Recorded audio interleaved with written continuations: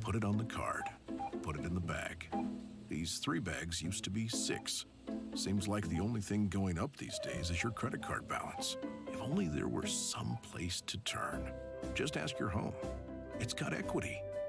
And with Rocket Mortgage, you can use it to get cash quickly for whatever you need. Visit justaskyyourhome.com today. Call 1-800-863-4332 for cost information and conditions. Equal housing lender licensed in all 50 states. NMLSconsumeraccess.org, number 3030.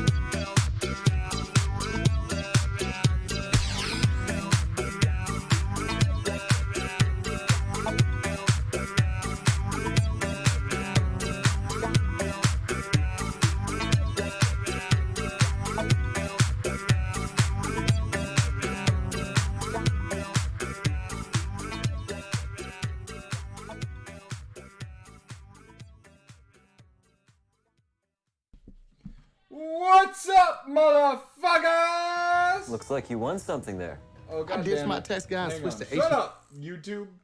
Where are we? Let's do this. Yo, what's going on, nerd geeks and gamers alike? It's your boy Nerdy Nick back with best friend Josh. What's up? We're gonna restart that because I forgot to click record. In 3, 2, 1. Yo, what's going on, nerd geeks and gamers alike? It's your boy Nerdy Nick back with best friend Josh. What's up? For another episode of the NSquared podcast. So, before we get started, we just want to give our big shout outs to our sponsors over at HubDaddyStore.com. Head on over to HubDaddyStore.com today. Use code MUSTACHE10 to get yourself 10% off of your order, including coffees, mugs, candles in mugs, and so much more. Use code MUSTACHE10 to get yourself 10% off your order. And W Energy. Head on over to W.GG. Use code NSquared10 to get yourself 10% off of your energy drink order. The energy that's all, folks. Your energy drink order includes, but not limited to, 150 milligrams of caffeine per dosage. And all of these products are made without fillers, artificial flavors, or colors. It's all made in the USA. You're helping out a great company. So once again, W.GG. Use code NSquared10 to get yourself 10% off your order. So let's go ahead. Whoa. Oh, damn it. No. Go back! Fucking YouTube. Oh, see, it moved on me. You saw that. Yeah. You saw that. It fucking moved on me. Alright. So, we've got the music playing. You got the boys here. There we go. Turn it down just a little bit more. Oh wait, we don't have to shout over the music. We're still new to this. We're new to this, folks. Oh, man. Oh yeah. Oh, yeah. Oh yeah. There you go.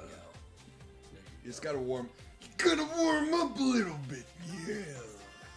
It's been a while, man. Alright, so age-old question. What's up? What's up? What's up? What's up? How you been? Great. Not really. Fucking tired. Been great. Not really. I'm a fucking liar. Alright, aside from being tired and overworked at your underpaying job, what have you been playing? Destiny still. Played, picked up, You've been playing Destiny so much, I wonder if it's your child. oh my god. Fucking idiot. So. Were you a survivor in your last mission?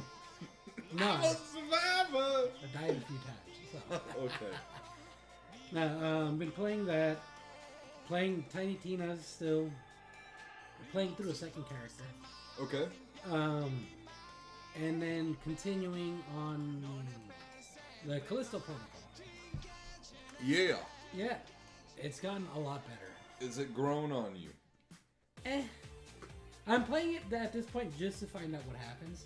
Okay. You know, to get answers to my questions. Sure.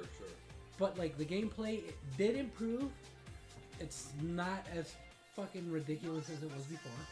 Do you feel if you didn't play Dead Space before it would be a better experience for you? Probably. Okay. Like, if I would have had Callisto Protocol first, Yeah. and then Dead Space, I'd be like, Dead Space is way better, but Callisto Protocol was fun. No, it's one of those. So you could basically, in this instance, it's all backwards. So, like, you could say, like, Callisto Protocol walked, or fucking crawled so Dead Space could walk, right? Like, if it were, you know, before Dead Space, then yeah. It sucks that it's, like, that's the immediate comparison. But, I mean, it is that way by design because the developers of Dead Space made Callisto Protocol, and their very first game was a fucking Dead Space clone. You know what I mean? And the worst part about it is that, like, it's very, like, I mean, fucking, like, if you put them side by side, Yeah. you'd be like, well, shit, it's Dead Space. You know what I Right. mean? Because, like, the premise is pretty fucking close to it. So, the biggest issue with it isn't the story, it's the gameplay.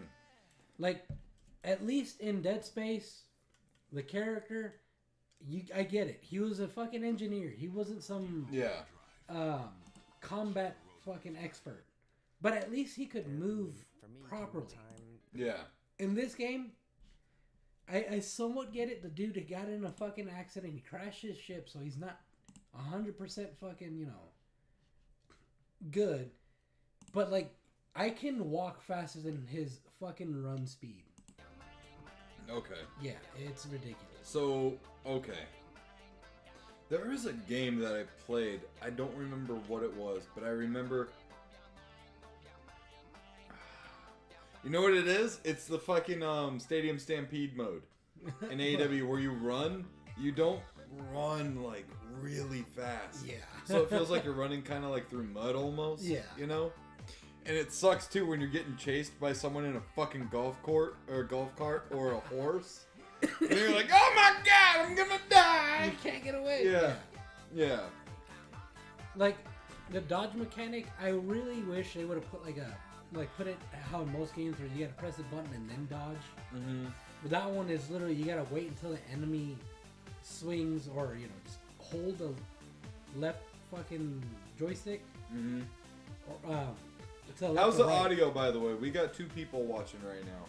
Woo woo! Look at that. We're fucking we're groundbreaking right here. How's the audio for these 2 viewers right now? Mm-hmm. At least that Streamlabs is showing us, so. Yeah. So it's just unfortunately, 50% of the game is what's making it kind of like not like the greatest for you. Yeah, I mean, it's bearable, especially now that you get better weapons. You get better inventory space. I fucking hated that. Is it like Resident Evil inventory space? Oh, it's worse. It's like Resident Evil 5 inventory space. I played 5 for like an hour. So you start off with 6 fucking slots? Okay. Is it like cubic slots? Yeah. And like a gun might take up 2 cubic slots? So your weapons take up a different portion. That doesn't affect your whole inventory. Okay, well I mean that's cool. Yeah, but you can only pick up so much ammo, so much health. Kev called! Yo! Sorry to interrupt No, you. you're good. It doesn't matter. Fuck you too. Audio sounds good. Music and your vocals are balanced well. That works. That's what we like to hear, baby! So anyways, the inventory space. You can only pick up so much, what? So ammo? 6 slots for health, ammo, and then the little things you can sell. So it's not a very slotty game. Oh, no. Not a lot of slots. No. Yeah, no. That's alright. But yeah, other than that, just been playing those. Okay. So that's basically it? Yeah. Okay. What about you? So for me, I've been playing a new game. I downloaded 2 new games actually via Xbox Game Pass Ultimate or whatever. Mm-hmm. So the first one is RoboQuest. So I told you about that, but for the viewers, it's pretty new. Yeah. So RoboQuest looks like a cleaner Borderlands and plays like Borderlands, so like when you shoot someone, like numbers start coming on. Yeah. And there's like, you can have like your critical hits as well. If you hit an enemy in a certain exact point, which is actually really satisfying when it happens too. Yeah. What I like about this game is you can have your standard crosshairs, or you can have the crosshairs slightly lowered during gameplay. So normally when you have a crosshair in a game, right? It's like dead center. It's dead center. Yeah. But this game also gives you the option of giving you the crosshairs at the character's perspective. Oh. Because there is what do you call it? Drop distance or something like that? Oh, bullet drop? Bullet drop. Ah. So it helps you with, kind of countering that. Oh, really? Yeah, it's really fucking cool. I really like the game. I just hate how, it is roguelike, but I hate how you can get super far in the game, But if you die, you gotta start your ass all the way from from the beginning. So you start off at the hub world, or like hub level. Like it's basically you're in a canyon. So say you're like in the Grand Canyon. Yeah. And you can kind of venture out through there. Well, say I make it through the canyon area, which is the basic area you gotta battle through. Yeah. Then you get to this like hub where it says you can go to the ruins and take this turn, or go to the oasis and take this turn. Yeah. Once you go through those doors into, say, like the ruins, and you die pretty far into the ruins, you gotta start your ass way back at the beginning of the canyon. Really? What the fuck? Yeah, that's where I'm like, but it plays like a Doom Eternal arena shooter, which I fucking love. Okay. And I think that's what's keeping me very interested in the game as it keeps progressing. And the weapon selection is really cool. There's so far all the enemy types are all robots. Okay. But it gives hence RoboQuest. Yeah.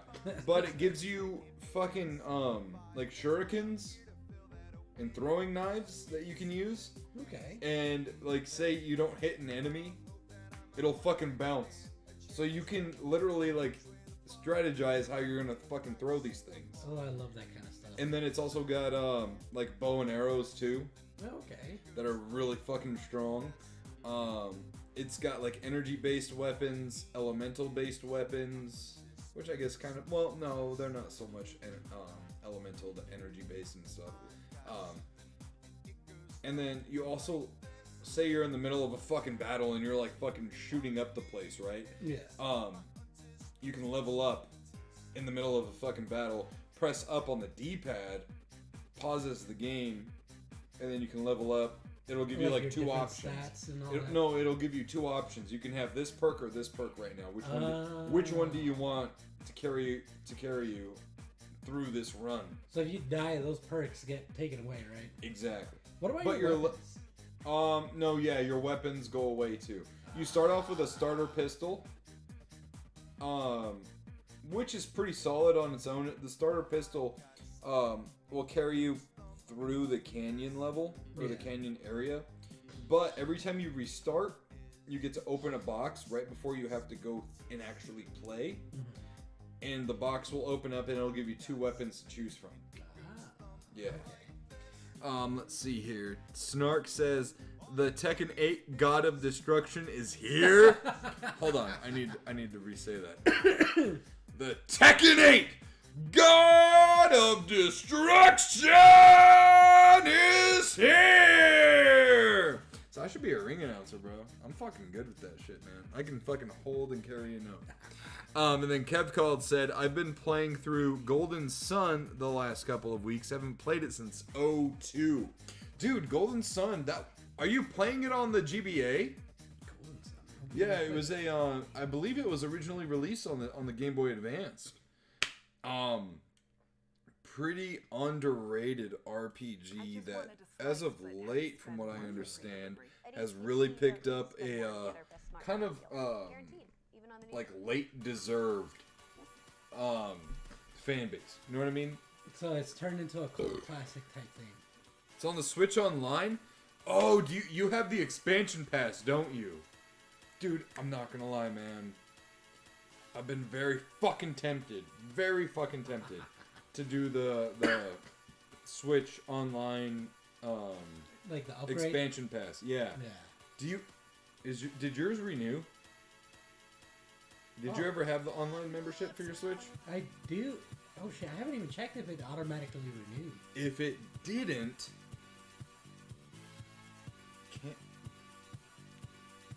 I can put you on my family plan. Because I have a family plan right now. And I can have up to 4 consoles on it. Oh. And then we can upgrade to the expansion pass. Oh. And we can split the cost. Hell yeah! See what I'm saying, bro? Alright, I gotta check that out. Kev Call says, haha, hell yeah, dude, get it. The Mario Party Online is great. Oh, see? Okay, hold on. Kev, have you tried Pokemon Stadium online? My dream when I was like 9 or 10 years old was to be able to play that game against other people on their N64s in like their house. You know what I mean? Like, oh. That's fucking dope. I mean, they've got Avalanche on there too, the snowboarding game. That Nintendo Power is highlighting over there on the coffee table. Oh my god. Bro, nah, just GoldenEye is on there. really? And GoldenEye is on Game Pass as well, but on the Switch, It has online. it has online. Kev Called said, "Of course." So is it good? How is it battling online in on the online Switch? Oh my god! Please, Kev, please do a little excerpt for us here, real quick, and tell us how it is. I've been so curious, man.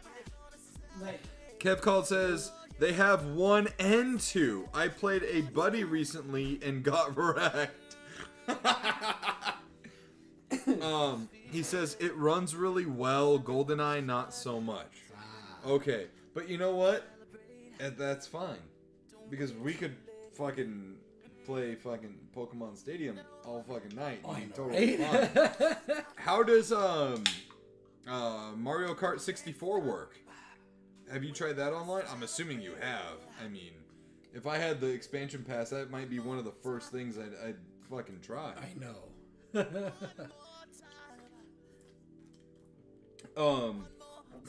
So yeah, on top of what did I say? RoboQuest? Yeah. I've been playing. I downloaded and tried out Chivalry, but apparently it's Chivalry 2, and then it's got like some expansion stuff with it that I got for free with Game Pass. Oh. So I've got that, and I tried that out. I did the whole tutorial. It's really fun. Chivalry is a medieval first-person or third-person hack and slash online battle extravaganza. And I'm not gonna lie, my first experience is way different than your first experience with that game. Yeah.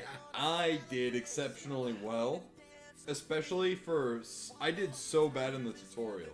Really? Yeah. Like, there was like 2 spots in the tutorial I could not get past, so I just skipped them. Which parts? Which parts, my lord? Oh, Kev Called said the battle cries are hilarious. Yeah. So you played Chivalry 2, bro? Oh my god! We gotta get online together, bro. I know. I like the one that says, "I'm new here." I literally right. So anyways, my first match I got thrown into after you complete the tutorial,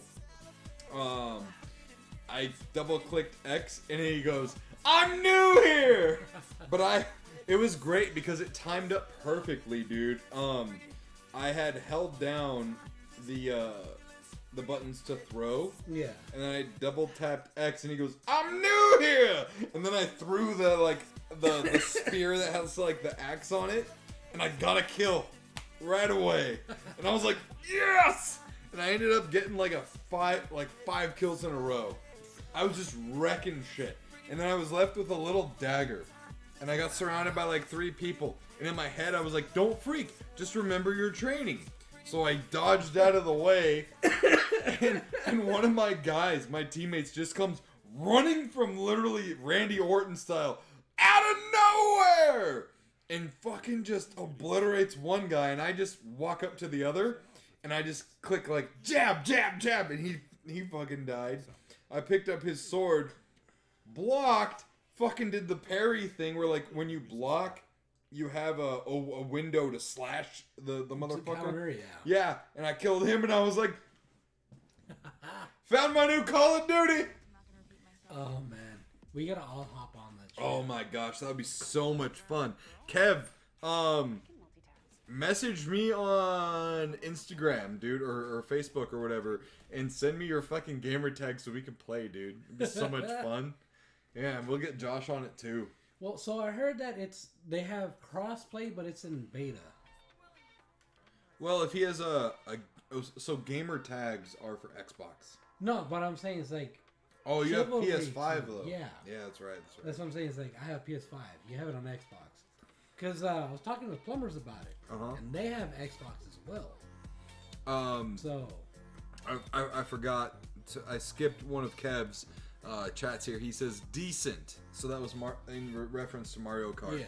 Mario Tennis is smooth even with 4 players online. Dude, see. impressive. All right. After the podcast, check your fucking log into your Nintendo account. I know. I have PS5 and as my main console, is it cross-platform? Well, Josh just said it is in beta right now. Yeah, so. because I talked to the plumbers since they play a lot. Yeah. And they're like, yeah, right now it's in beta, because they wanted to play over the weekend, but I guess they forgot, so they didn't hit me up. Well, they get high all the time. That's the problem. They literally told me, they were like, yeah, dudes, because one day I told them, I was like, I downloaded the game and I asked you to send me your gamer tags. And the bigger one, Matt. Yeah, he was like, yeah, dude, sorry. We just get really high and get on Chivalry. And I was like, he goes, and sometimes we just forget, bro. We just forget, man. They're just in the zone so fast. Yeah. And I'm like, it's alright, dude. So I finally got his gamer tag today. 2 weeks later. Oh, man. Yeah. So yeah, like Chivalry, and RoboQuest. And I've also I got Evelyn into Smash Brothers Ultimate. Really? Yeah. We're playing, so we played together, against 2 other AIs. And I put the difficulty, I think it was at 2. Ah, okay.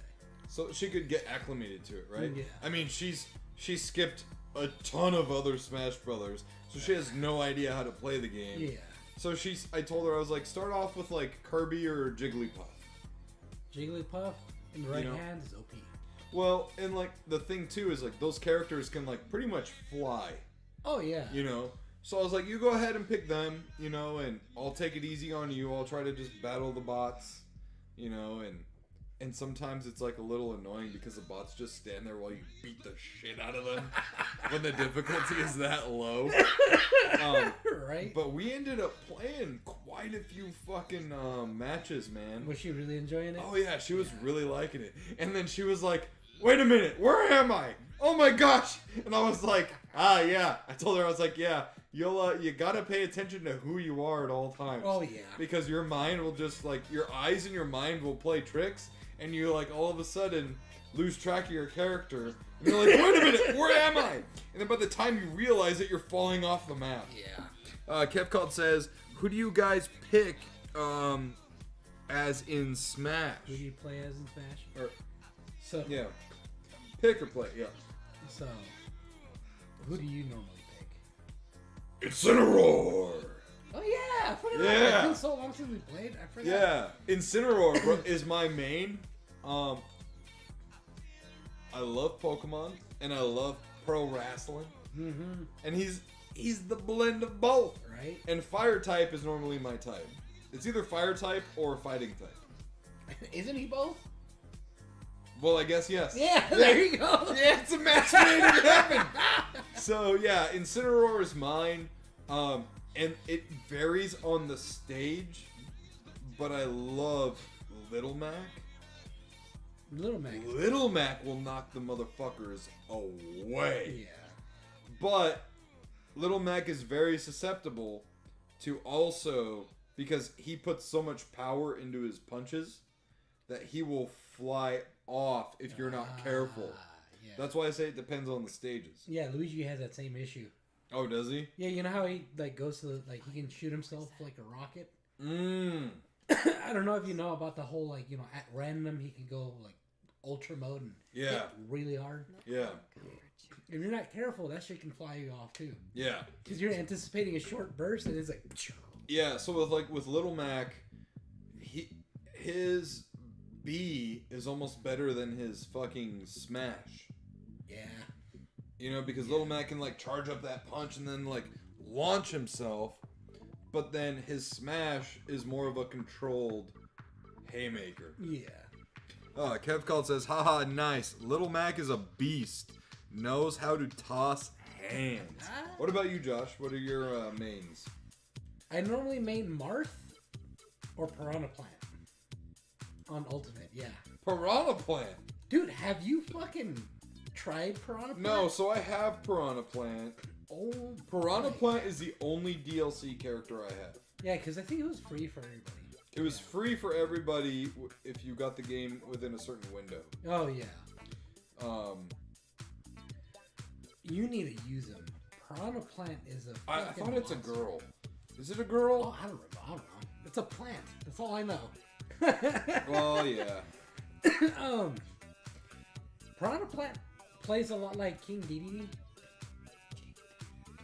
Or whatever. Okay, the penguin dude. Yeah. Okay. Because you know how King Dedede can like throw out that bomb or spike ball and smack it? Yeah. Well, Piranha Plant has a ball that can spit out. But it also has a lot of moves that are like very lengthy because Piranha Plant can stretch out. Right. So you have a lot of reach. And, you know, add that with that spike ball, you can like toss that shit, and if it misses, you can just smack somebody towards it. Yeah. And it hits really fucking hard. Sure. It's a fun. What? Let's ask the chat. What do you main as? Give us your top 2 mains in Super Smash Brothers Ultimate, or any Smash Brothers. Evelyn was like, once the items started falling, she was like, "What are these things? How do you do these things?" And it was a really cool moment that her and I had because we were playing it on the living room TV, so the big TV, and I mean the game room TV's slightly smaller than the living room one, but I was like, let me be the guide to you that I never had. Because when I first played Super Smash Bros. For the very first time when I was a kid, my neighborhood kid friend had it. His name was Daniel. He had the game, didn't tell us how it fucking worked, and just like kept fucking mopping us. And he would pick Ness and do the PK fire, PK fire, PK fire, like over and over and over again. I hate that. Dude, right? So all of us were like, if you don't tell us how to fucking play, we're not gonna play with you anymore. You know? But I told Ev, because she saw one of the trophy items. She was like, what are these things? And I was like, I'll fight off the AI, pick it up and throw it. And she did that, and she was like, oh, they're like a partner. And I was like, yes, but they don't last very long, etc., etc. Yeah. And then she saw a Pokeball, and she just kind of like got it. And so she picked up a Pokeball, threw it, and she's like, oh yeah, you know? And I was like, shit, we're all gonna die. Because that's all she would hide. Because me, right, as an instinctual player of Smash, I immediately start fucking shit up. Yeah. But she's hanging out back, waiting for the items to drop. And then she snuck up, bro, and got the fucking Smash icon. Oh. And then pulled out a Smash out of nowhere. I was like, no! Kev Called says, Young Link and Ryu! Those are good picks. Is Young... I don't know. Does Young Link play a lot different? Or more? Yeah? Very different to, Okay. to the other Link. Would you say it's faster? Yeah, definitely faster. And it's a slightly different moveset too. Okay. Yeah, because in the older Smashes, because I think there was in the older Smashes, Young Link and older Link played a lot alike. Okay. Yeah. In this one, they changed up older Link because of Breath of the Wild. Right. So the remote bomb doesn't blow up on its own now. You can blow it up. Hit it. You gotta blow it up on command. Like the same buttons to drop it is the same ones to blow it up. Oh, gotcha. So we're gonna go ahead and end this audio only portion of the podcast because we are running at 29 minutes and 30 seconds out of a 30-minute timer. We'll be right back with some more audio goodness. Oh yeah, I forgot to mention I also made Falcon. Falcon Punch! No, it's Captain Falcon. Falcon. Oh, you're talking about from Star Fox. Yeah, Star Fox. Yeah. Evelyn was like, I want to play a cute character. And so, but she landed on Wolf, right? Because like as a kid, like for her first time playing the game, she saw all those characters from Ultimate, right? And she was like, what game is this person from? What game is this person from? What game is that from? Yeah. And then I was like, trying to explain it to her and stuff. And I was like, this one's going to play a little different than this one. This one has a sword in their hand all the time, or so on and so forth. And then she's like, I want to play as a cute one. What is one? Do they have one opposite like this? And she landed on Wolf. And I was like, yeah, go up. And then in Star Fox. No, Star Fox. Oh, Star Fox? Or Fox. Fox, yeah. And she was like, oh, okay. And then she didn't end up picking them. She picked, I think it was like fucking Pichu or Pikachu, one of the two. I mean, both are very good characters. Yeah. And my friend used to wreck me using Peach. Oh, really? Yeah. Yeah. Oh, and then I had to explain to her, because she was like, is Zelda in here? And I was like, yeah, she's right there. But she's also right there. Oh, yeah. Yeah. And she was like, what do you mean? I was like, that's her, like, alter ego. Chic. Yeah. Bless you. There's so much game lore, you gotta catch her up. Oh, dude. I mean, you can learn so much from video games or about video games for Nintendo products by Smash Brothers. Right? You know what I'm saying? Bless you. With Super Smash Brothers, like you're thrown into a giant cesspool of lore. You know? It's fucking great. Yeah. It's fucking great. Yeah, and that's without the DLC characters. Right? Dude, what was it, like almost 90 characters that they have? You know what's funny? Evelyn goes, they have Mario and Luigi and Wario. Where's the bad Luigi? What's his name? And I go, Waluigi? And she goes, how come he's not in here? Exactly. And I was like, baby, if you only knew. And she goes, are other people mad about it too? She goes, because I'm mad about it. He should be in here. And I was like, you are fucking preaching to the choir. And then it's been decades. And then she got him as a trophy, and she goes, this isn't good enough. She goes, I want to play as him. Bro, it was like spot, like... That's first time playing and she already understands. She already fucking got God. it. She already got it, dude. We've been fucking asking for him for fucking ever. Why? Best we can do is a trophy. Fucking Yeah. assholes. It makes no sense. I know. Alright. You go ahead and do that. How's everyone doing in the chat tonight? Kev called, said, ha ha ha, or ha ha, that's hilarious. True Nintendo fan. Yeah.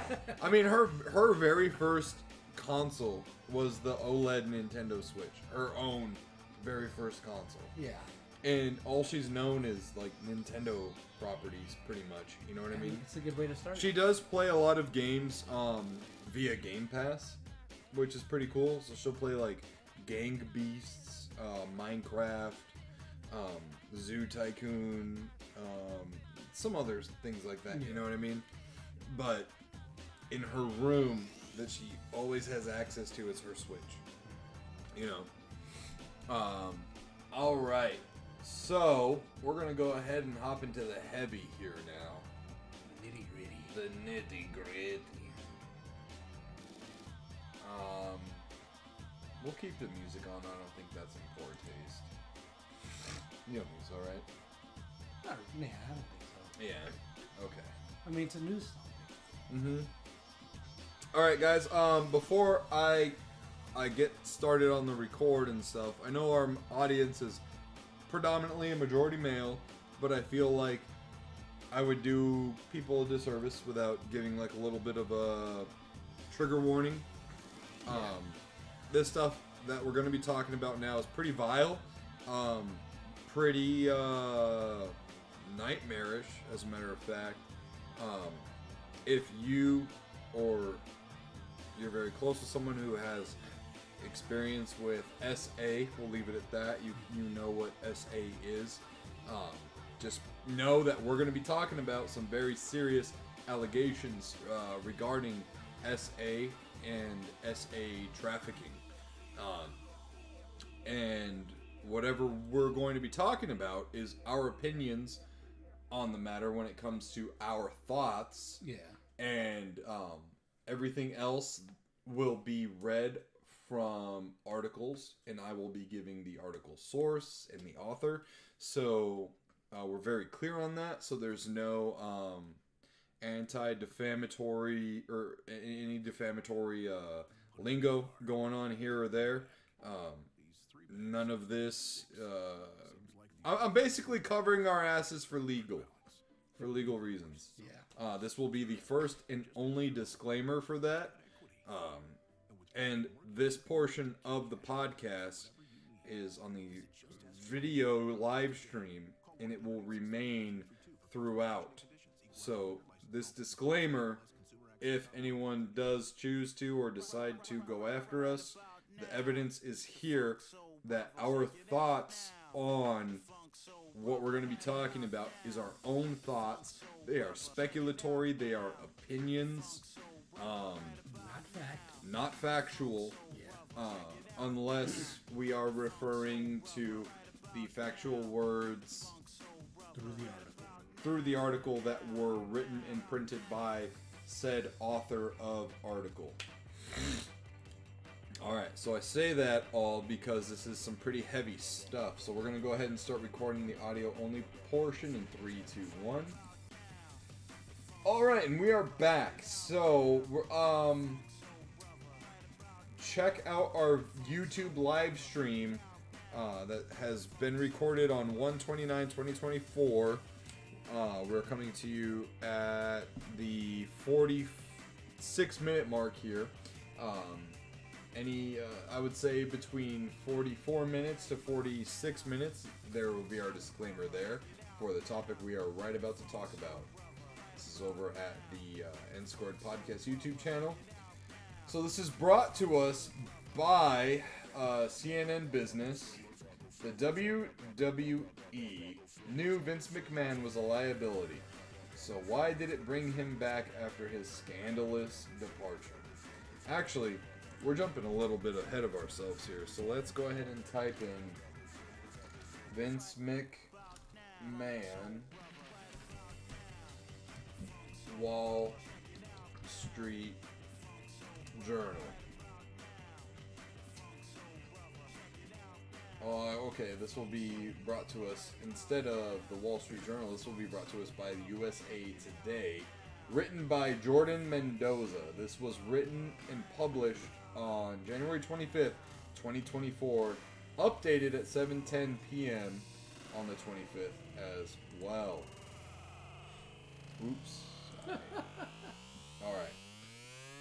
So, alright guys, we're gonna get into some pretty serious stuff. Again, if you have any experience with SA, or know anyone that has experience with SA that's close to you, this might affect you in some way, shape, or form. There is the disclaimer again. We'll just go ahead and read this verbatim here. Again, this is brought to us by USA Today, written by Jordan Mendoza. It says, note, this story contains graphic descriptions of sexual abuse that may be offensive to some readers or painful to survivors of sexual assault. You know what? I'm going to go ahead and fucking pause the music because it's a tad bit distracting. Yeah. So, I'm going to take a sip real quick because this is, it's actually kind of heavy. Yeah. I know we're a little bit late on the news here, but as is the method of our show, it's kind of like Jamie Oliver's Last Week Today, but or Last Week Tonight, whatever it is. But here we go. A woman who worked for WWE and received a payout from the company has filed a lawsuit against WWE and Vince McMahon on Thursday that alleges the wrestling company's founder took part in sex trafficking and put her through sexual acts that were done with, and this is in quotes, extreme cruelty and degradation. WWE's former head of talent relations, John Laurinaitis, was also named in the suit, which, if those for you who don't know, he is the Bella Twins' stepdad. Really? We'll be touching on their response later. The news was first reported in the Wall Street Journal. The lawsuit filed in the state of Connecticut and obtained by USA Today Sports details the experience of Janelle Grant, a former employee of WWE's headquarters. Grant said McMahon made her sign a non-disclosure agreement about their relationship for an agreed amount of $3 million. However, Grant did not receive full payment from McMahon and wants to void the agreement with the lawsuit. The lawsuit comes out nearly 2 years after reports McMahon paid upwards of $12 million to 4 women in a 16-year span to quiet allegations of sexual misconduct and infidelity. The Wall Street Journal had also reported WWE was investigating a secret $3 million settlement to pay an employee with whom he allegedly had an affair, after which McMahon retired as CEO and chairman of WWE. McMahon was subpoenaed by federal agents in August of last year regarding the payments. So, we'll pause there for a second. There was a moment in time last year where Vince McMahon had stepped down as WWE CEO, chairman, etc., etc. Yeah. Or was it 2022? I thought it was last year. Was it last year? Yeah. And his daughter, Stephanie McMahon, had taken over as co-CEO alongside with Nick Khan. Vince McMahon cooed his way back into power, as reported by numerous news sites, saying that because TV right deals and negotiations were up, he had all of the control and basically said, this is my speculation, basically saying, bring me back onto the board or there will be no deals taking place. He was brought back into power after internal investigations had, basically, blah, blah, blah, blah, he's fine, whatever. Stephanie McMahon completely resigned from the company the day he got brought back. I don't blame her. Yeah. What's a little sickening, I'm jumping a little ahead here, but what's sickening is the day Vince stepped down and Stephanie took power, she led a "Thank you, Vince" chant on Raw. It was on Raw or SmackDown. Oh, like for stepping down? No, for all that he did for the company and for professional wrestling. Really? So, I'm gonna take another sip here. Yeah. As a father and a husband, let me rephrase that. As a father of a daughter, and as a husband, this stuff ain't easy to necessarily read and get through. Mm-hmm. Of course, in America, it's innocent until proven guilty. But with what I just read, where they were talking about other payments to other women, like, again, my speculation, my thoughts, where there's fucking smoke, there's fucking fire here. Exactly. So, Vince McMahon told employee he owns and controls her. Grant was hired by WWE in 2019 after McMahon pushed for a physical relationship in return for long-promised employment at WWE, according to the court documents. During her employment, Grant said she was forced into the sexual relationship and McMahon would share explicit photos, videos, and details of her to other WWE employees, as well as coerce her into having sexual relations with other WWE staffers, including John Laurinaitis. Examples of the sexual encounters are listed in the suit, including an instance of when McMahon and Laurinaitis sexually assaulted Grant at Laurinaitis' office at WWE headquarters in Connecticut, in quotes, while colleagues were busy at their desks, end quotes. Grant begged the two to stop, but they continued to assault her. The suit alleges McMahon also used sex toys named after WWE wrestlers on Grant and defecated on her during one encounter. In quotes, McMahon also subjugated Grant to acts of extreme cruelty and degradation that caused Grant to disassociate and or become numb to reality in order to survive the horrific encounters, end quote, the lawsuit states. In May 2020, the lawsuit states McMahon began to recruit other men and force Grant into sex trafficking.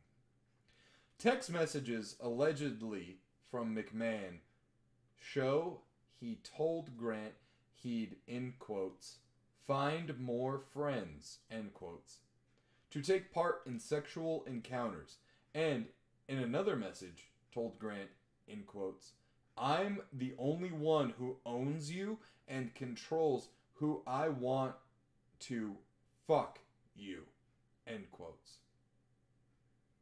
McMahon also allegedly used Grant as an incentive for a WWE star to re-sign with the company, which included Grant sending photos and videos to the unnamed star. The star had wanted to meet with Grant and wanted to, in quotes, set a play date, end quotes. But a snowstorm changed the star's plans.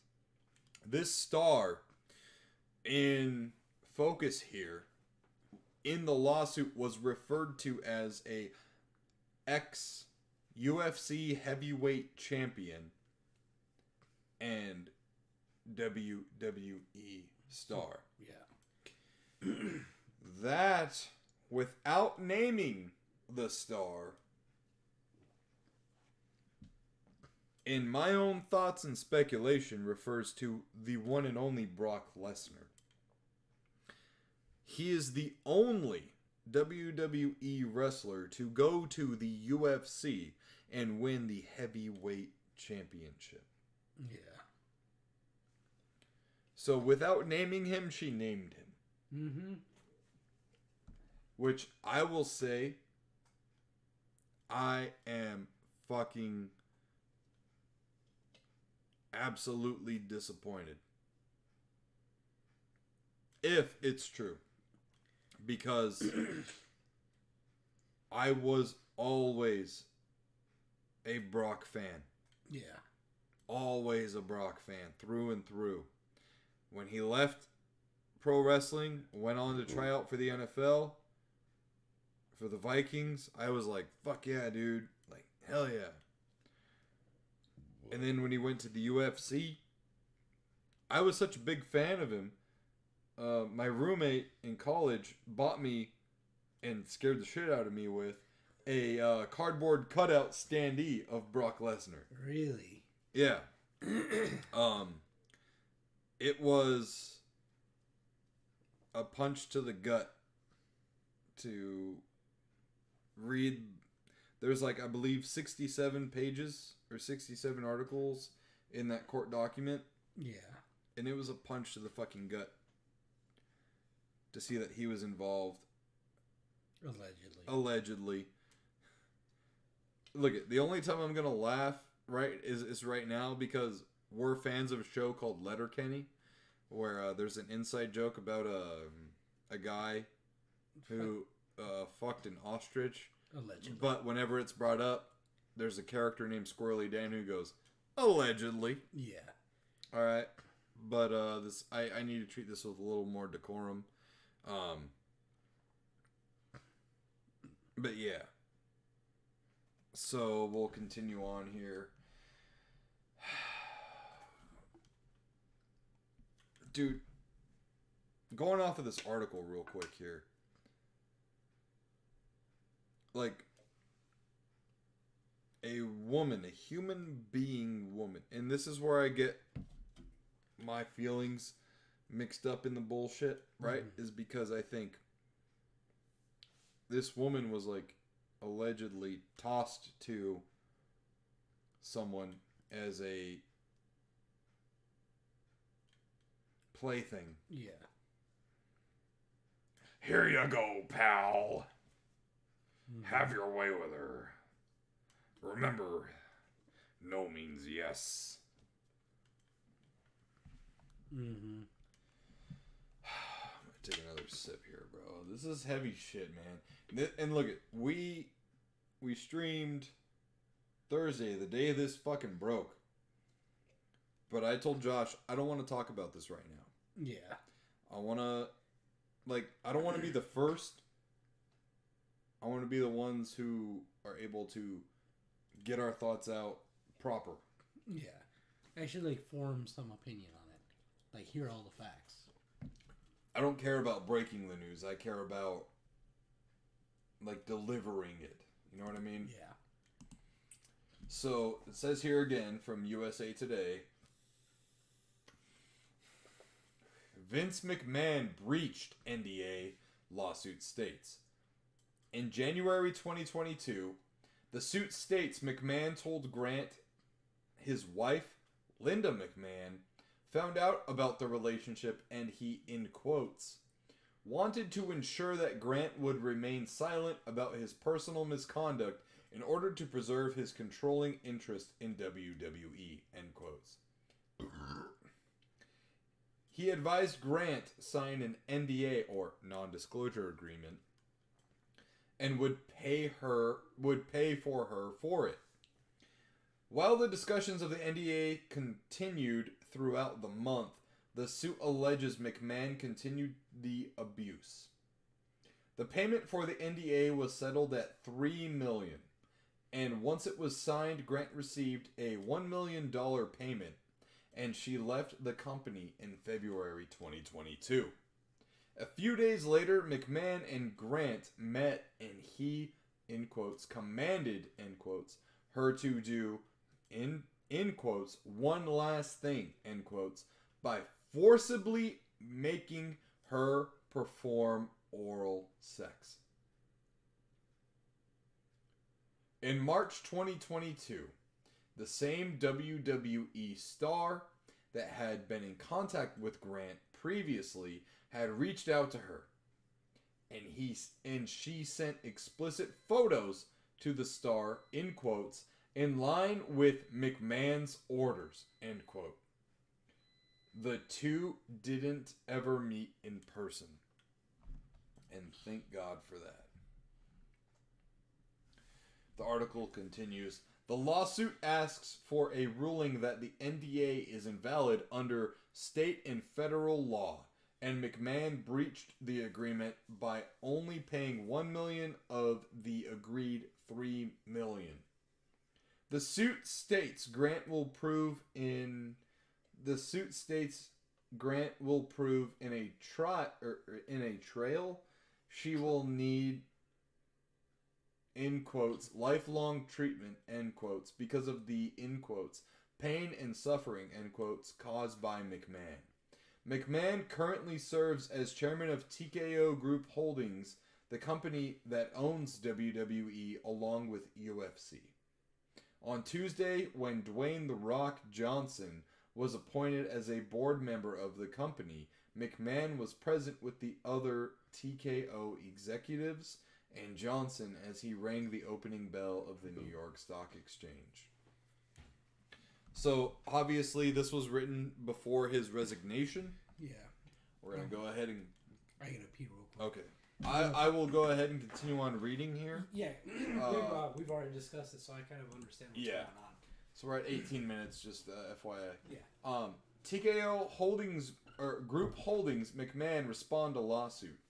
In quotes, Today's complaint seeks to hold accountable two WWE executives who sexually assaulted and trafficked plaintiff Janelle Grant, as well as the organization that facilitated or turned a blind eye to the abuse and then swept it under the rug.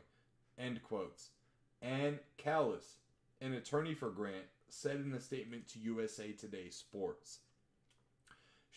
In quotes, she is an incredibly private and courageous person who has suffered deeply at the hands of Mr. McMahon and Mr. Laurinaitis. Ms. Grant hopes that her lawsuit will prevent other women from being victimized. The organization is well aware of Mr. McMahon's history of depraved behavior, and it's time that they take responsibility for the misconduct of its leadership. End quotes. Lock PSB, yo, what is up? A spokesperson for McMahon released the following statement. In quotes, this lawsuit is replete with lies, obscene made-up instances that never occurred, and a vindictive distortion of the truth. He will vigorously defend himself, end quotes, the spokesperson said. TKO Group Holdings said in a statement to USA Today Sports it will address the allegations internally. In quotes, Mr. McMahon does not control TKO, nor does he oversee the day-to-day operations of WWE. While this matter predates our TKO executive team's tenure at the company, we take Miss Grant's horrific allegations very seriously and are addressing this matter internally, the statement said. So, that is the article from USA Today Sports. And let's go ahead and type up this. This is, oh, yep, this is right. This is from CNN Business. Vince McMahon, WWE founder, resigns amid sex trafficking allegations. This is written by Samantha DeLoya and Elizabeth Wagmeister from CNN. This was updated at 1:37 p.m. Eastern Standard Time, Saturday, January 27th, 2024. Josh, I'm going to hand it off to you. I am going to take a restroom break real quick. Did you want me to continue reading, or? Yeah, go ahead and continue reading it. Okay. As a matter of fact, we are going to stop the audio-only portion of this podcast real quick, and we'll be right back. Oh, then I should probably hold off on reading Yeah, hold off on reading it, and give your thoughts on things so far. And, guys, I'm just going to say, while that USA Today article was pretty powerful in and of itself, the lawsuit, which is public, you can read all, I think it's 67 articles of the lawsuit. That USA Today article is pretty tame. Oh, yeah. Josh will go over a few things that were mentioned in the lawsuit and how he feels about it, and I'll be right back. Yeah. Oh, my hip locked up. Uh-oh. I'm good. So, one of the few things not mentioned was, well, it was semi-mentioned. Basically, McMahon and I think it was a physician, like a physician that he recommended Grant go to. You know, they had their way with her, and they, you know, urinated on her and defecated on her, and they left her like that. Apparently, they had went to go wash up, and like this was after like an hour or so of doing what they wanted to her. They basically pissed and shit on her. Went to go wash up, left her the way she was, came back and then continue going at it. You know, it's one of those things where it's like, if it's 100% true, what happened? Like, he's a complete piece of shit for that. You know, like, I may not have kids of my own, but I have a sister that she's younger than me, and I have a niece and nephews. You know, I have family, so I can't imagine that shit happening to them. Like, if I ever found out that happened to, like, my sister, I would fucking fly out over there, beat the shit out of the person who fucking did that. Fucking, if I have to go to jail, fuck it. If I have to go to jail, I'm taking them out. You know, Locke says, yo, I know we're late on that. Sorry, Locke, it's a pretty heavy topic today. Locke also says, she just wants a payday. That sounds made up. The thing is, it's hard to tell with rich people, you know? Hold on, are you addressing Locke? Yeah. Alright. Locke, I love you for all of your support through our charity drives and stuff, but I said earlier in the video, where there's smoke, there's fire, and this is not Vince's first NDA payout. Earlier on in the article that we were reading, and it's been well documented throughout history, that Vince McMahon has had several NDA payouts related to sexual assault and I'm going to say grape. Yeah. Dating back all the way to the early 1980s. I mean, in the article it mentioned it was $12 million in NDAs. Yeah. To 2 different women. No, it was more than 2. I said 2 different. No, I'm saying it was more than 2 different women is what the thing said. That's what I'm saying. T-O, different women. Oh, 2 different women. Yeah. I got you. I got what you're saying. Yeah. Locke says, oh, he paid her. Yeah. Yeah. So, what caused this to happen, in my speculation, as well as what the article had speculated, is that because she signed the NDA that he had brought to her, he was supposed to pay her $3 million, but only paid her $1 million for the NDA.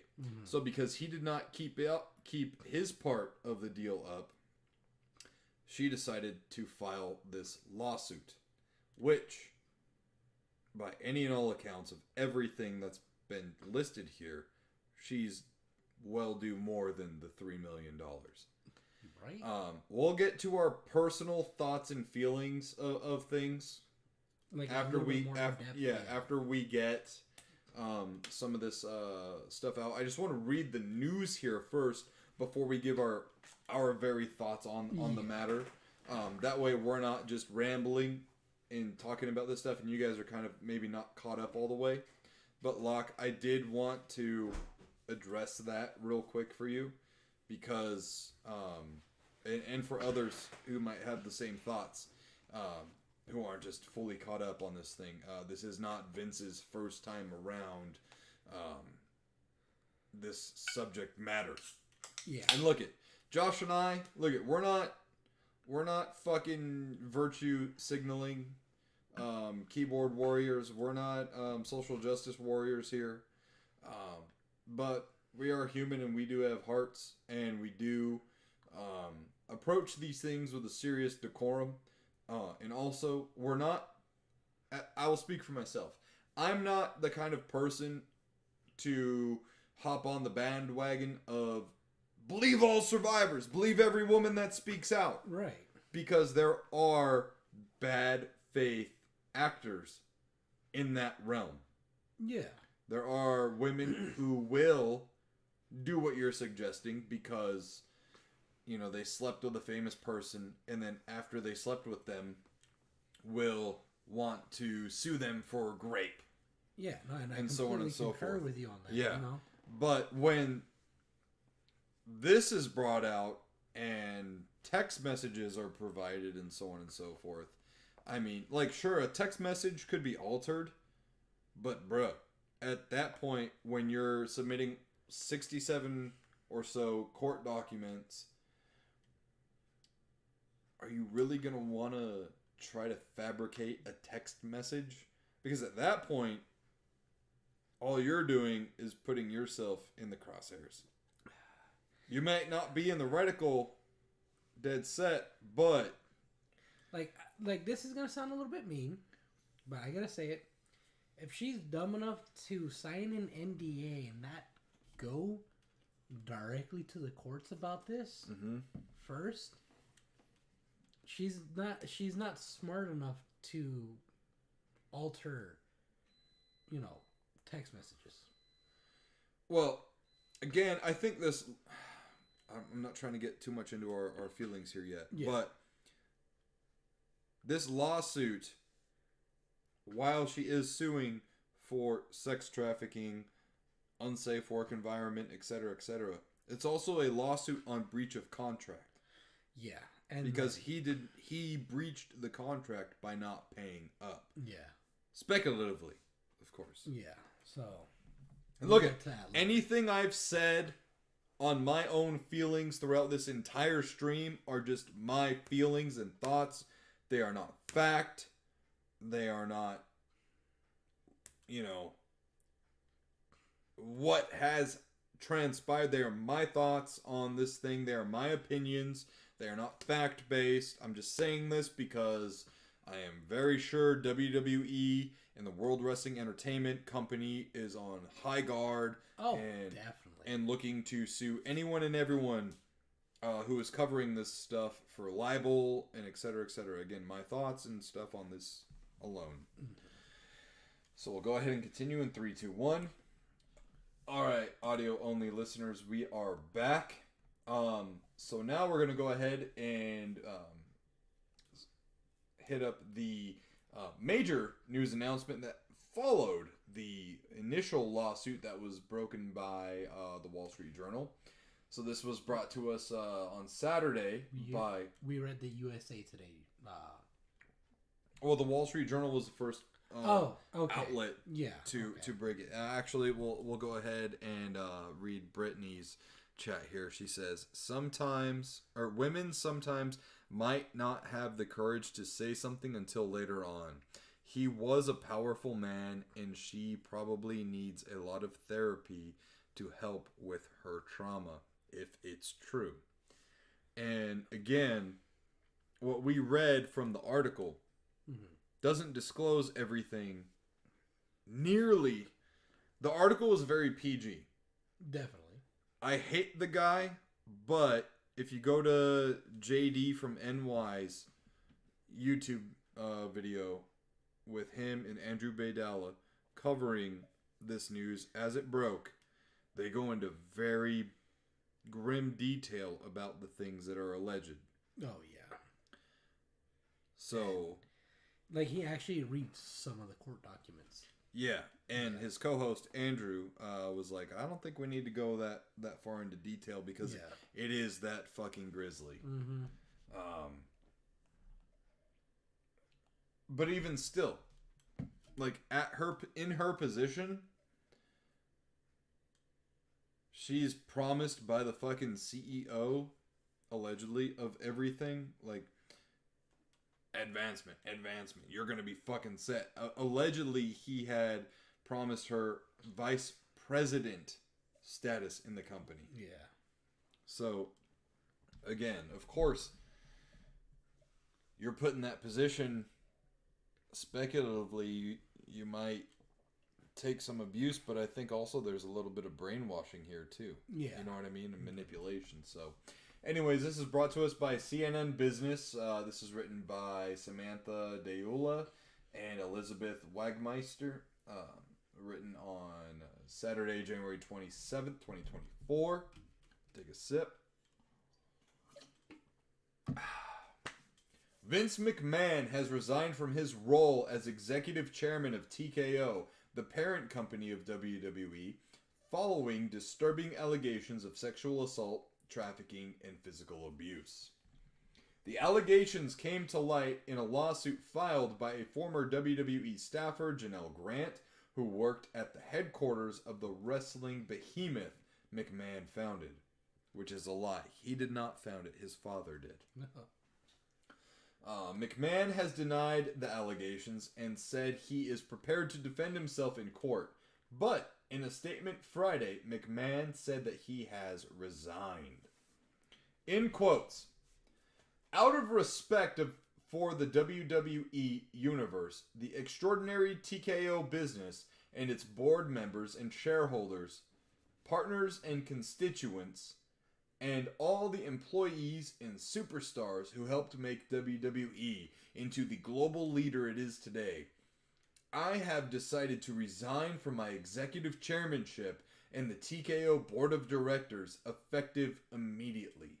End quotes. McMahon said in a statement. Reports that McMahon had paid out settlements to multiple women while serving as WWE's CEO and chairman have been circulating since at least 2022, but the lawsuit filed by Grant Thursday sheds new light on the extent of McMahon's alleged misconduct. In the lawsuit, Grant alleged that McMahon dangled a job offer at WWE and later promotions in exchange for sex. Grant's lawsuits also alleges that McMahon trafficked her to other men inside and outside the company, including John Laurinaitis, who worked in the company's talent relations department and is also named as a defendant in the suit. McMahon engaged in acts of, in quotes, extreme cruelty and degradation, end quotes, toward Grant during her time in WWE, the lawsuit alleged. TKO, in an email to staff and in a statement to the press, addressed only McMahon's job status with the company, but did not discuss the specifics of the allegations. In an email to staff Friday obtained by CNN, WWE President Nick Khan said simply that McMahon tendered his resignation from his executive chairmanship and board member positions. End quote.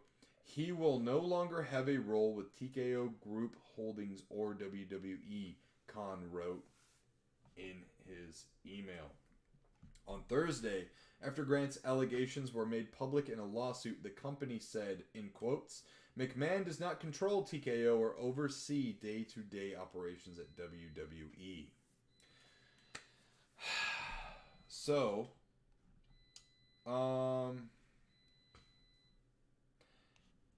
okay, let's do this. We'll read this one right here. CNN Business goes on further than the USA Today sports section did in regards to the allegations. So I'll go ahead and read some more here. It says, disturbing allegations. One disturbing incident in the lawsuit detailed an alleged sexual assault among Grant, McMahon, and Laurinaitis that occurred at WWE's headquarters in 2021. The two men allegedly pulled Grant behind a locked door, forcibly restraining her.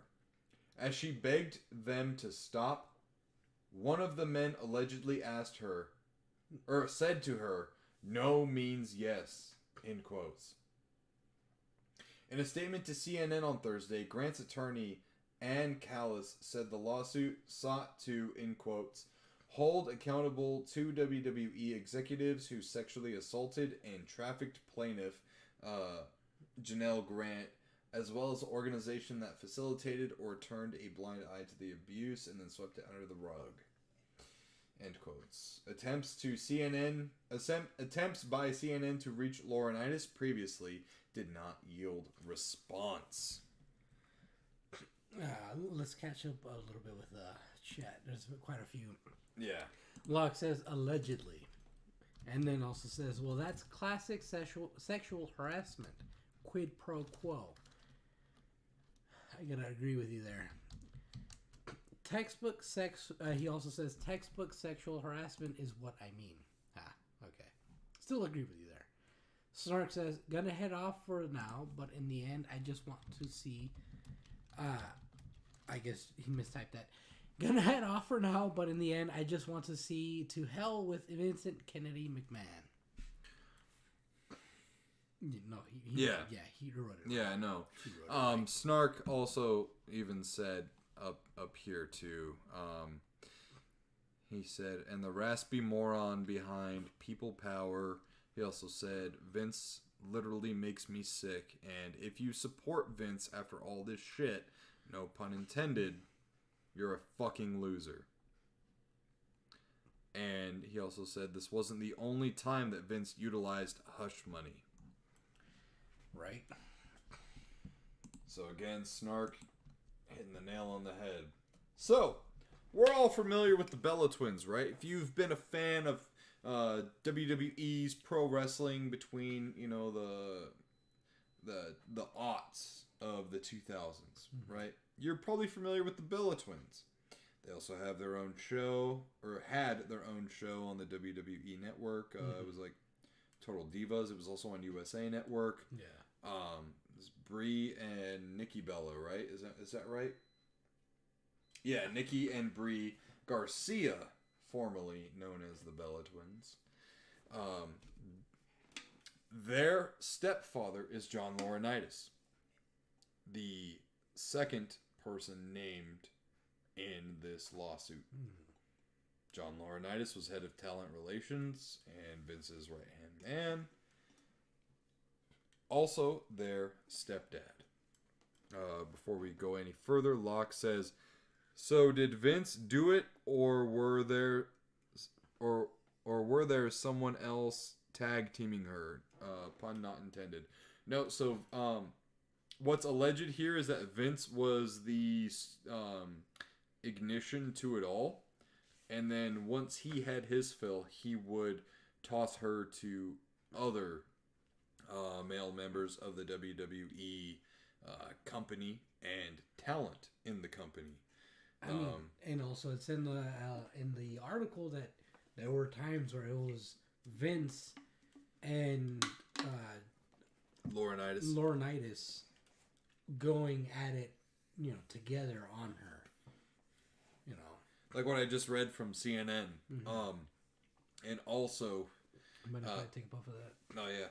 Locke, I think you might have joined a little bit later on when a WWE talent was on the verge of a contract signing. Vince had allegedly used Miss Grant as a incentive and had given the alleged WWE superstar, who was also a ex-UFC heavyweight champion, which, when you do the math in your head, that's none other than Brock Lesnar. He was not named. He was not named in the lawsuit, but when you put those two facts together, there's only one guy who went from the WWE to the UFC and won the heavyweight championship, and that is none other than Brock Lesnar. Yeah, it's alleged that Brock Lesnar requested her to send a video of her taking a piss, and it's alleged in the lawsuit that he had replied and called her a bitch after she sent that video.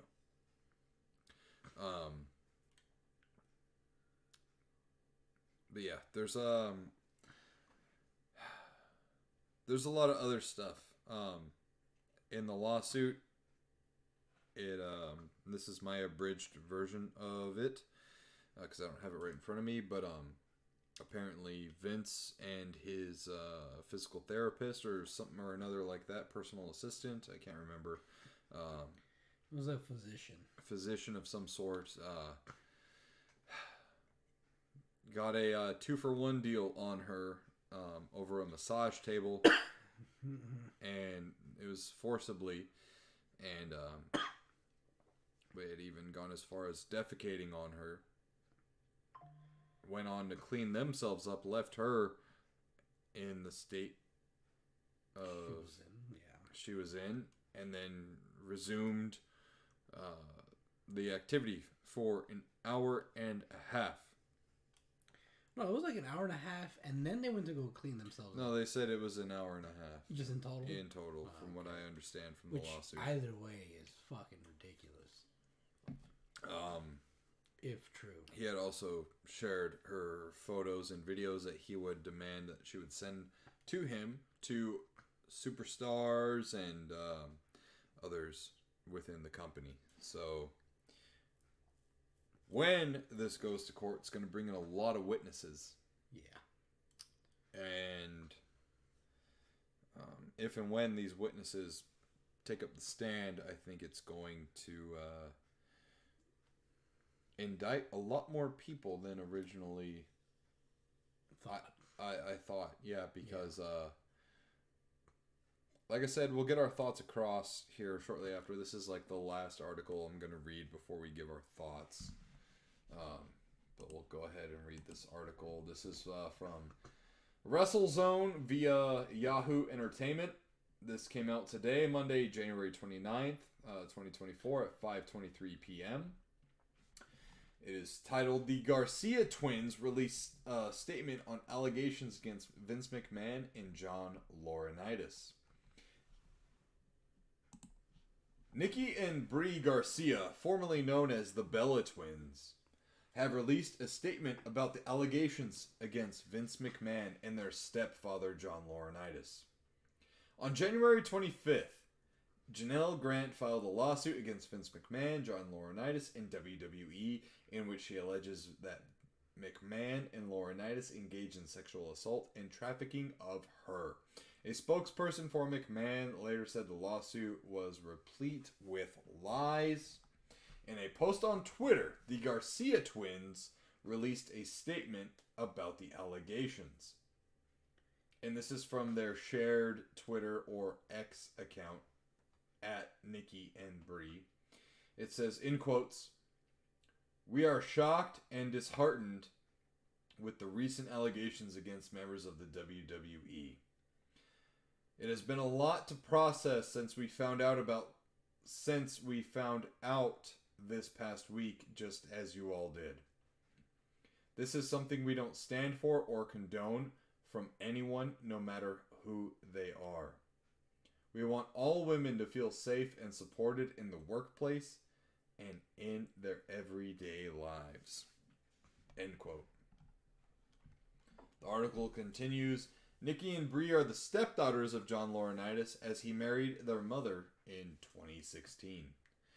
WWE terminated Laurinaitis in 2022. He was under investigation as part of the allegations of the sexual misconduct and hush money against McMahon that came to light in June 2022. The Garcia twins left WWE in March of 2023. They were previously inducted into the WWE Hall of Fame in 2021. The Garcia twins release statement on allegations against Vince McMahon, John Laurinaitis, appeared first on WrestleZone. Locke says, if this is televised, people are going to add wrestler entrance music if any of them are called to the stand. Well, yeah, that might be funny. To some, I don't think I'd be laughing. I mean, like, I know the angle you're trying to play, Locke, and stuff, and, like, try to bring some fucking comedy to it, but, like, I wouldn't think it's funny at all. I would really like to see fucking good prevail over evil here. Oh, yeah. You know what I mean? Like, to me, in my personal opinion, bro, there's already been people who have been paid hush money, which has been very well documented. Oh, yeah. And then now this thing happened. How many other women have legitimately gone through the ringer just like this lady did? If all this is true, right? Who fucking knows? So, hold on. Let me go ahead and close this article. We got about fucking 12 minutes or so to ramble on about our thoughts on things. I'll let you go first. I understand that the Me Too movement, because that's like one of the biggest things. Yeah. Kind of has tarnished people's like idea of the Me Too movement had diminishing returns. Big time. Yeah. Like, I get it. This does actually fucking happen. This shit does happen. Mm-hmm. But the thing is, the Me Too movement, too many fucking women use it as a platform to just get back at people they didn't fucking like. Or get back at a guy that they slept with who no longer wanted relations. Right. Stuff like that. I get it. But the thing is, when it comes to shit like this... No, I get it, Locke. Hold on, I just want to... Mm-hmm. Locke says, I'm just horsing around. I'm an Austin fan. I hate Vince just as much as everyone else. No, like, I get it, dude. I get it. And that's why I was saying, like, I get it. You're just trying to bring a little bit of comedy here and stuff. It's just, unfortunately, this isn't your typical NSquared podcast. Yeah. This is a very serious thing that, like, again, when we found out, we found all this, like, news broke on Thursday right before we went live to just do Thursday Night Throwdown. Yeah. But I told Josh, I don't want to talk about any of this on Thursday. Let's just play games, have fun. Yeah. We'll talk about this on the Monday show. Mm-hmm. Because it is very heavy. And I don't know. I'm 32, man. Like, I got a 9-year-old daughter. And I got a beautiful wife. This stuff just, like, maybe it's because of my age or something. It just, like, hit me in a certain temperament. Yeah. Where I was like, I can't just fucking talk about this right away. Yeah. Because my mind immediately goes to, what if this is my wife? What if this happens to my daughter? Like, all those pistons start firing. Mm-hmm. Like, to get back into, like I said, I get the Me Too movement has kind of, like, ruined people's perspective on situations like this. But at the same time, when it comes to NDAs are a fucking legal fucking document. Not only that, dude. Hang on to your thoughts. Yeah. If you have to sign a non-disclosure agreement, something fucking happened. Right? And that person who makes you sign an NDA, that person is saying, I know I did wrong, but if you sign this and take the money, it's going to protect me. It's paying somebody off to not squeak or squeal about the bad shit that you did to them. Yeah. You're buying that person. Right. Exactly. Like, it's literally that fucking easy. It's that fucking simple. Why else would you have someone sign a non-disclosure agreement? Exactly. That isn't working on a movie. Exactly. That isn't working on a television project or whatever. Like, I understand NDAs because I've had to fucking deal with that shit myself. Where, hey, we're working on this movie project. Here's this. Don't say anything about it. We can't say anything about it yet because not everything is laid out and official and blah blah blah blah. Mm-hmm. That's one thing. A personal NDA where it's like, hypothetically here, hey, I know I shit on you, pal. I know I took a piss on you. I know I promised you this and that and raped the shit out of you. Da, da, da, da. Here's $3 fucking million. Here's $3 million. You're set for life, pal. Mm-hmm. Don't say anything. Linda's catching on. Mm-hmm. That's a whole other fucking thing. Like, I know. It's just like, it's one of those things where I gotta, like, form my thoughts properly because it's some fucked up shit. It is. You know what?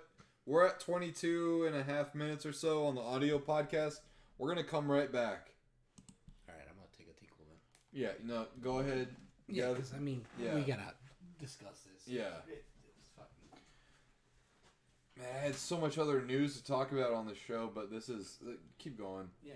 Yeah, I had so much other stuff to talk about on this podcast, but this took a lot more time than I really thought it would. Now I'm kind of like thinking, damn, maybe we should have talked about this on Thursday because, well, then we wouldn't have had a couple more facts thrown out there. You know, Vince McMahon resigning and the Bella Twins statement. I don't want to talk too much more about it without Josh here because I don't want to start that, you know, discussion without getting his thoughts in there too and kind of like skipping ahead or back and forth or whatever. But this stuff is really serious, man, and this stuff again, like I gotta treat seriously, right? Because I don't want to get sued myself if I fucking say something wrong or whatever, and WWE catches wind of something I say or whatever, and I don't disclose that it's my own thoughts and it's my opinion or whatever. You know what I mean? Like, I know a lot of people out there are being very careful with the way they present this news, and you have to, right? You have to treat it with a certain decorum and certain grace, as brutal and as raw grit as this news is. Locke says we need to talk about the Royal Rumble. We'll get there. We'll get there. We'll go ahead and start the audio recording and talk about our thoughts on this, and then we'll get into some other We'll lighten the show up before we end it. I don't want to end it up on fucking this Such bullshit. a serious note. Yeah. Are you ready? Yeah. All right. 3, 2, 1. You can lead us back in, okay? Okay. 3, 2, 1. All right, and basically what I wanted to say is about the NDAs. What sucks about those is that it's a fucking legal binding document. It's like we gotta fucking this is one of those things where it's gotta show us to teach our fucking kids about this kind of shit because you never know if your kid's gonna make it big or not. Sure. You know? Yeah. And if they make it big, you gotta fucking warn them about this kind of shit. Yeah. You know, you can't allow them to be fucking treated this way. Well, and I think too, it's not just like yes, what you said is like absolutely true, right? Like, say for example, Evelyn makes a fucking YouTube video and her fucking channel goes viral and totally dominates over this channel. You know what I mean? But like, also too, I cannot emphasize this enough. Like, you don't know who you can trust, essentially. And like, what if you've got that sketchy ass fucking cousin or sketchy ass uncle or aunt, and they're like, "Here's $50. Don't tell your mom. Don't tell your dad. Mm-hmm. You know, it's okay. It's okay. It's fine. It's normal. Here's this. Here's that. Mm-hmm. You know what I mean, dude? Like this, but that's what I'm saying. So you got to teach them from a young age not to accept that kind of shit because it's like you can't let that happen to yourself, you know? It's like, I get it. Like, I mean... Like, I can understand, like, if she came, like, let's say this, what's her name? Miss Grant. Miss Grant came from a poor, you know, background. Yeah. So we're $3 million. Like, $3 million is a fuck ton of money for us people that don't see that in their lifetime. $3 million is a lot of money to us. Like, we wouldn't see that shit in our fucking lifetime. Like... Bro, like $1 million. Like, I'm thinking about what I could do with $3 million right now. $1 million. No, $500,000 goes into a savings account for Evelyn. $500,000 goes into a savings account for our baby due. You know, $200,000 goes to my mom. Pay off her fucking house. I always told her I'd pay off her house. Okay. You know, another like a few thousand goes to the church. You know what I'm saying? Couple thousand might go to a charity that I want. You know, and then investments and buying a house and securing this, and you know what I'm saying? And Like 3 million. Like 1 million isn't the same as 1 million in like 2010, right? Right. But it's still millions. Like, you could literally do a lot of what you want to do and still have some... Bro, I could buy all the power tools that I personally want at Home Depot and not even scratch at like $2,000. You know what I'm saying? Right. 50K a year equals 1 million in 20 years. Like, there you go. There you fucking go. Like, yeah, it's fucking ridiculous. I get it. I fucking understand. But you have to have a good moral fucking ground. Like, grounding. To understand that you can't let this shit slide. Because let's just say for shits and giggles, she was the very first one this happened to. You know? Yeah. If she would have fucking put her foot down and be like, hey, I'm not fucking standing for this. Yeah. I'm taking you to the court. I'm getting you fucking in prison. Mm-hmm. I'm reporting this to the police. She could have prevented so many fucking women from having this happen to them. You know what I mean? So, and I get it. It's fucking difficult. It's not like, easy. why didn't she speak up? Why didn't she just fucking say something from the get-go, etc., etc.? And I fucking get it. It's not easy. And the reason I understand it is because, like, this is something personal. Like, my sister. Yeah, I was gonna say it taps into the real world. You don't have to say. I mean, I don't know how your sister would feel about being dropped on this. But. No, and I'm just gonna briefly just mention it. My sister had something similar happen. I'm not gonna go into detail, but she had something similar happen. Yeah, and she had so much difficulties even saying anything about it. And this was like years ago. Yeah. And I fucking get it. Well, and they're like worried about repercussions happening to them or their family members. And when you have someone in power like Vince McMahon. And I fucking get it. Yeah. But at the same time, this also brings up the whole, that means there's an issue with like the fucking system as well. Yeah. If you can't trust in the system well enough to be able to go to them to get this fucker out. Right. You know what I mean? And there has been rumblings of TKO group holdings? TKO group holdings or whatever? Something like that, yeah. Cleaning house. Looking to clean house. Yeah.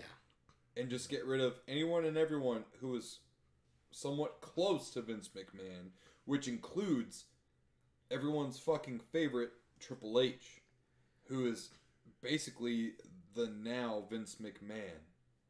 He's the one in control of creative and everything like that in WWE. And speaking of the Royal Rumble, I was shocked to know that they had a post media press conference for the Royal Rumble. Yeah. The media scrum. Not only was Triple H asked about it, but so was Cody Rhodes.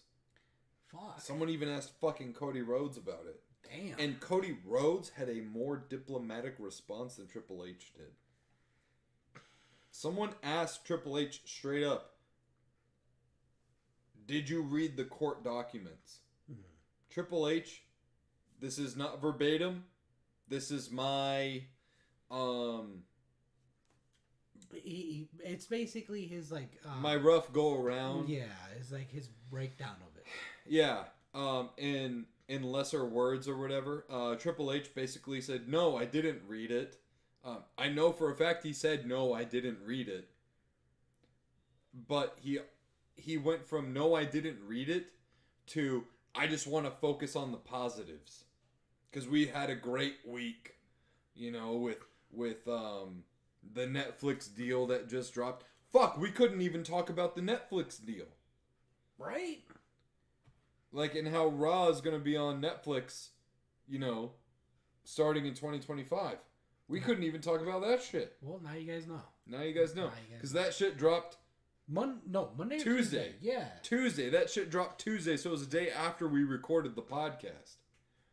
But we couldn't even get to that until now. Right. Because of this. But Triple H... I mean, look it. This is me speculating, right? This is me and my own speculatory thoughts. Triple H was Vince McMahon's understudy.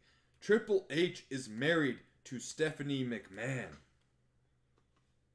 Triple H spent years and years and years and years around and close to Vince McMahon. Pretty much under his wing.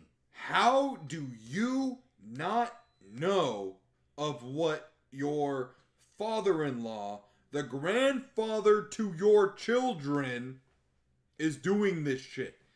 How do you not know that? And how do you not say anything about that? With a company that fucking large. Yeah.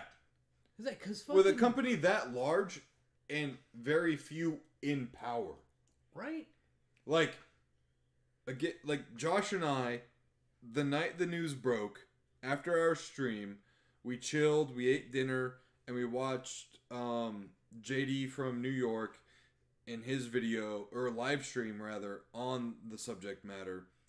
And Josh and I were both like, well, if there's no fucking way Triple H didn't know. Right? And if he didn't know, or if he knew and didn't say anything about it, he's just as fucking good as an accomplice.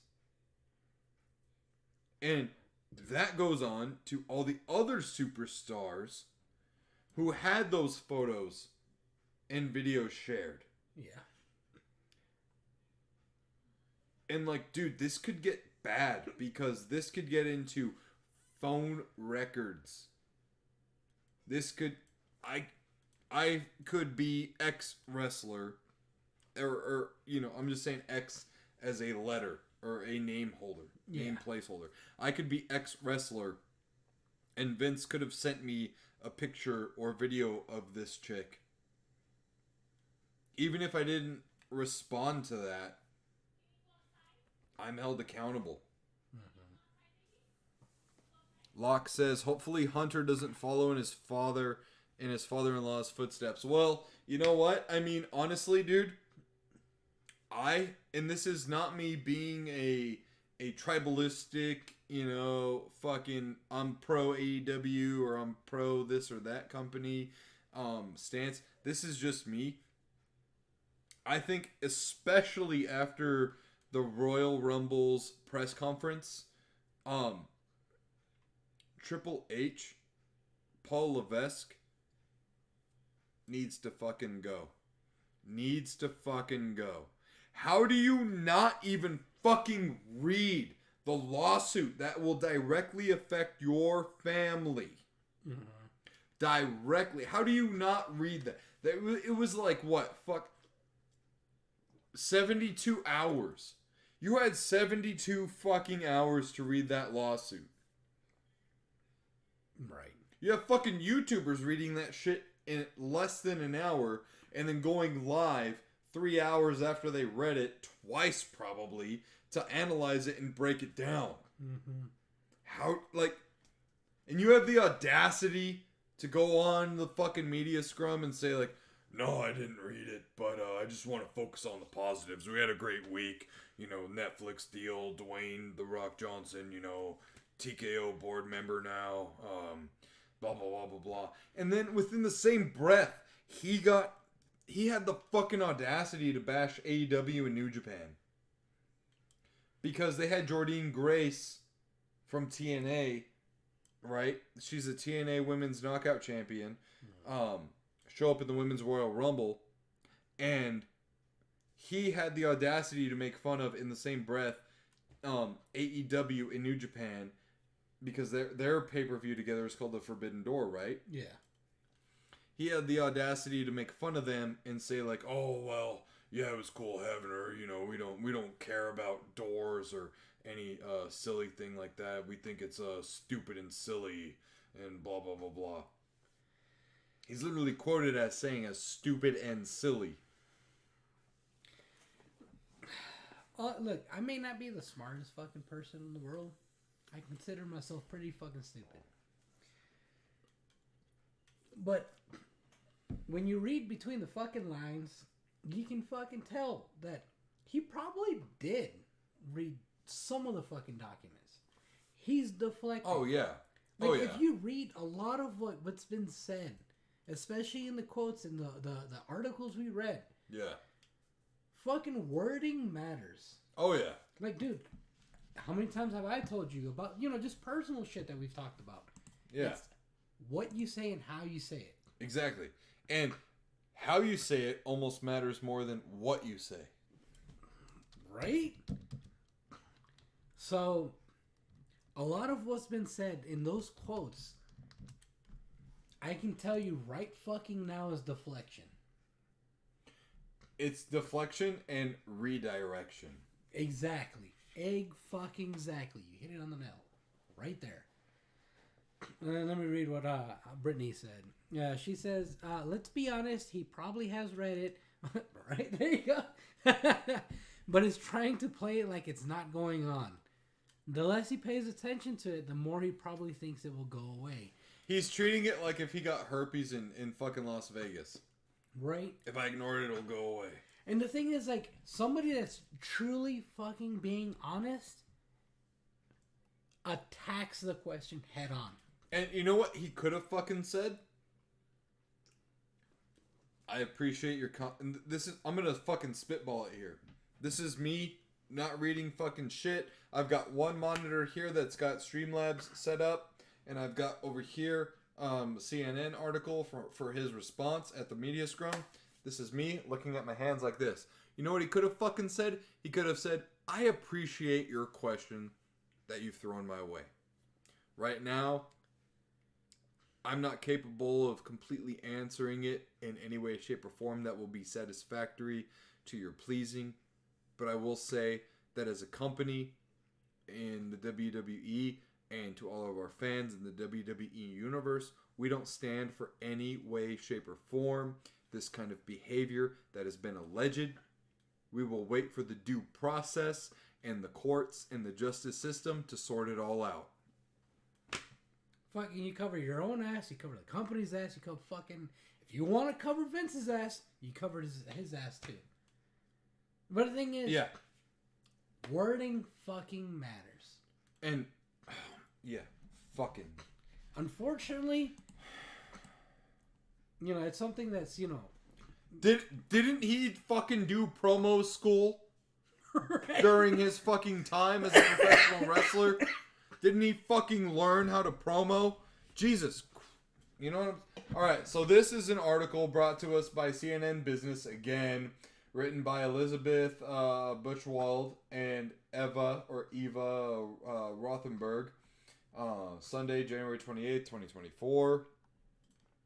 It says, and this is obviously about the media scrum.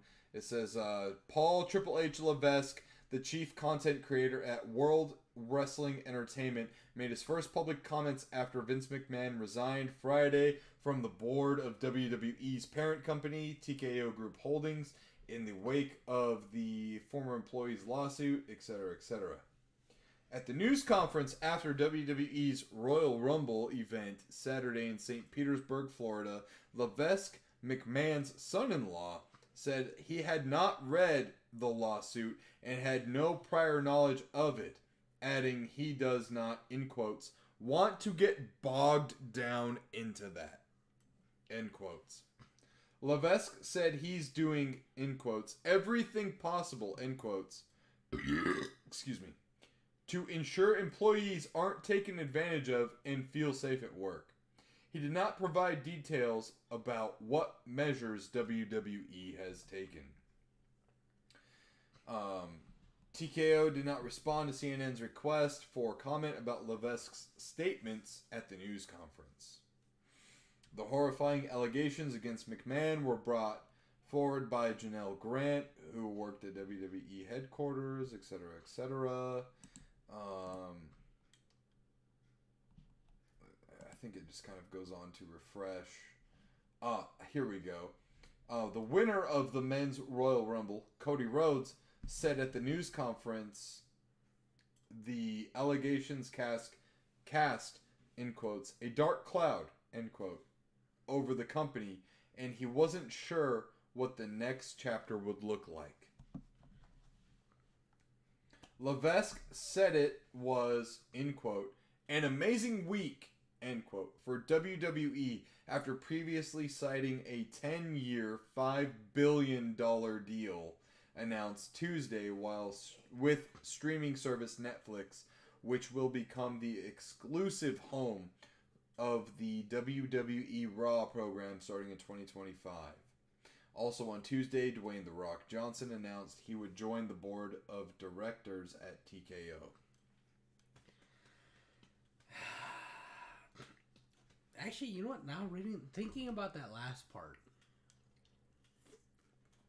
it makes me wonder, how long have they known about it? And are they going to be using Dwayne to replace Vince? I think Dwayne's got a little bit of buyer's remorse right now, to be completely honest. You think so? Yeah. Locke says, I'm kind of curious what this Janelle looks like.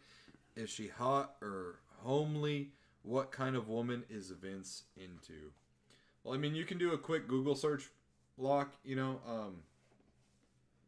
I think, again, that's kind of in poor taste to be judging on our podcast right now to see if this woman's hot or not. You know, I think it's just, you can do that on your own time. But also, not to mention, on Friday, before McMahon's resignation, Slim Jim, a major sponsor of the WWE, had made an official statement to pull out from the Royal Rumble. Yeah, I remember you were discussing. And then Vince resigned. They resumed their partnership thereafter. I mean, I think, as Locke says, the people's chairman, in regards to The Rock, I think the people's champion here in getting Vince to really resign was Slim Jim. Because at that point, Vince is now costing not only the UFC, or not only WWE, but the UFC and TKO money. Oh. Because they were losing out on a major sponsorship. Fucking huge sponsorship. Huge. So. Sorry, this fucking. Oh, it's a hefty topic. It is a hefty topic, man. It's. I think. Oh, and also, there was other speculatory reports coming out that when Shane McMahon was fired by his own father, Vince McMahon, a couple of years ago, it was because they had a dispute on how Shane McMahon did not want to be like his father, Vince McMahon. And the first and only WrestleMania, without Vince McMahon in power, Shane McMahon appeared. If that's true, fucking good on him for not wanting to be like his father. Locke said, oh yeah, she's good looking and young enough to be Vince's great granddaughter. Yeah. She's, I mean, I'm not gonna lie, she's probably around my wife's age. You know? Like, I saw the headshot of her photo, you know what I'm saying, in the articles. She was definitely young. You know?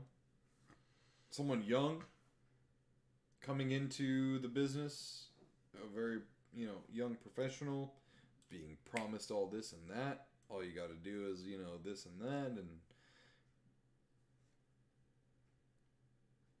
it just escalated what it sounds like very fucking quickly. Yeah. It's fucking nasty. It's fucking nasty. I don't have anything good to say about it, man. I know, me neither. It's just like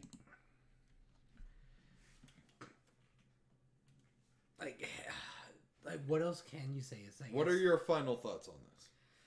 My final thoughts is that if it's all true, which just by the wording in the articles, in the quotes, it seems like it's true. Locke says, it says she's 43, but she looks like she's 23.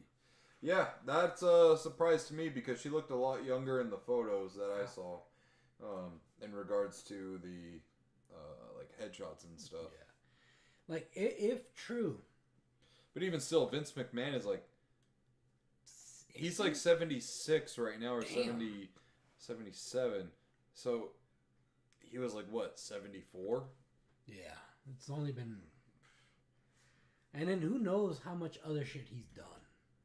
That's what I was saying earlier, man. Is like, she's the only one fucking brazen enough, really, to, you know, come out and be like, well, Vince, sorry, fucker. Like, if all of this is true, which I lean towards more of the side of it is true. You know, that's just my personal opinion. Yeah. Just because we're not on here saying believe all survivors and, you know, believe every woman and this and that, because that is definitely the fucking wrong approach. Because, fuck. If we're going to go off that rhetoric, my wife could say, oh, Josh, you know, sexually assaulted me. Believe me. Yeah. You know what I mean? Like, and obviously he would, you know what I'm saying? Like, he wouldn't do that. So it's like, that whole rhetoric of, like, believe every woman, believe every survivor, etc., etc. Like, that's bullshit.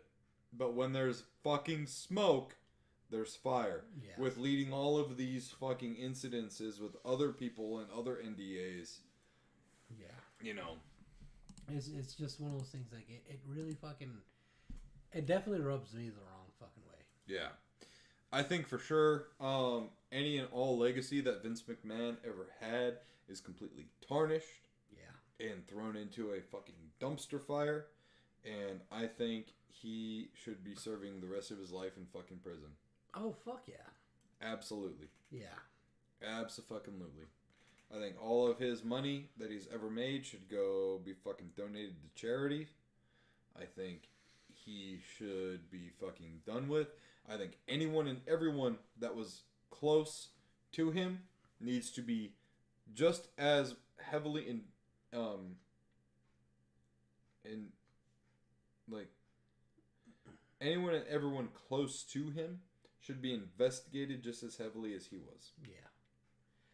Which, I mean, this is going to lead into a very, very long investigation.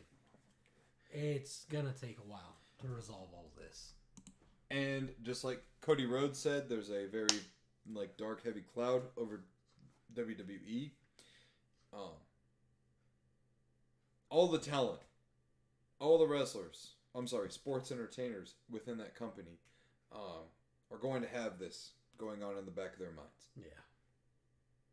And I think it's going to reflect on the product.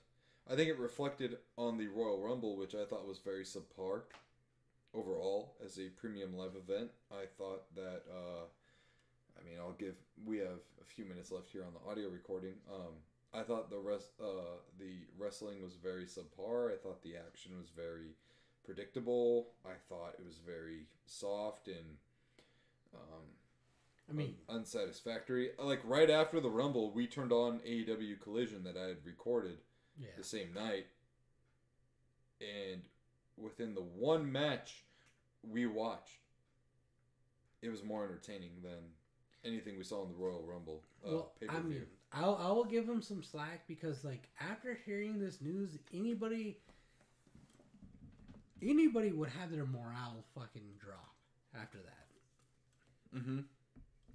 You know, for them, they're like, you know what? This is a very bad situation. Let's just get this over with. That, or it could light a fire under in you to make you think, or to make you go like, let's let them not think about that right now, and let's give the best of us of what we could.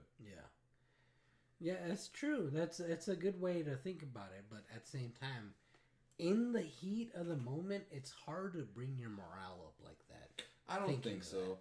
Being a part of sports for so long in my life, you could be on the losing half of a fucking football game or whatever. Even as pro wrestling calls it, amateur wrestling, which is just regular wrestling. Yeah. Because in wrestling, like, it's an individual sport, but overall, your score reflects on the team's overall score. Yeah. So, we could be down, like a match or two. You got your whole team right there being like, we're down, but we can fucking do this. I've seen the momentum shift. I mean, that's true, but this is a very different situation. You know what I mean? I get it, but... It's a very, like... I guess it plays into the mindset of everyone, right? Yeah. Like, you could be like someone like a Cody Rhodes, who is a main event guy, being like, let's block it out for now. Let's just fucking show them who we are. Let's make names for ourselves. You know what I mean? Very true. Yeah. And I understand that. I understand that. Yeah. Locke says he should have gone to prison for Roidsgate back in the 90s. I watched half of the women's Rumble and was bored. Yeah, I mean, it was a very subpar show. I mean, overall. It was very unmemorable. That definitely was. Yeah. That's our thoughts on the Royal Rumble as well. Yeah. We'll go ahead and stop the audio recording right now, and we'll be right back to wrap up the show on a positive note. All right, you do your thing real quick. I gotta take a whiz. You gotta take a whiz, or are you good? I'm good for now. I probably will have to pee in like 5 minutes, but it's whatever. Oh, okay. So like right after me? Yeah, no, honestly, it's one of those, it's definitely a very hard to talk about, situation.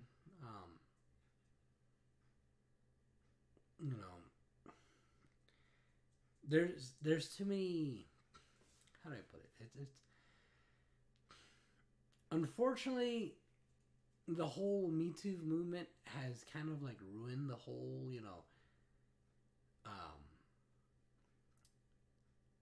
sexual allegations stuff. So it's kind of hard. Like, I get it. It's kind of hard to believe it 100%. But, like I said earlier, wording matters. And I'm not saying I'm a genius or anything like that. I'm not. I'm not a smart man. But the way everything is worded, it definitely shows that this dude is trying to hide something. He's definitely trying to hide something. And what sucks is that it's an NDA. Because she signed that NDA, it makes things super fucking tricky. Legally speaking. Like, if she would have never signed that NDA,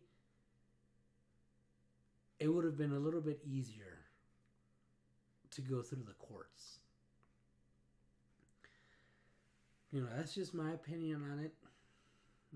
It's a shitty situation. Like 100%. God,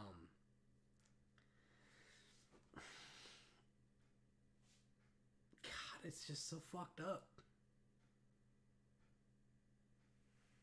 Like, I can't imagine anyone I know having to go through that.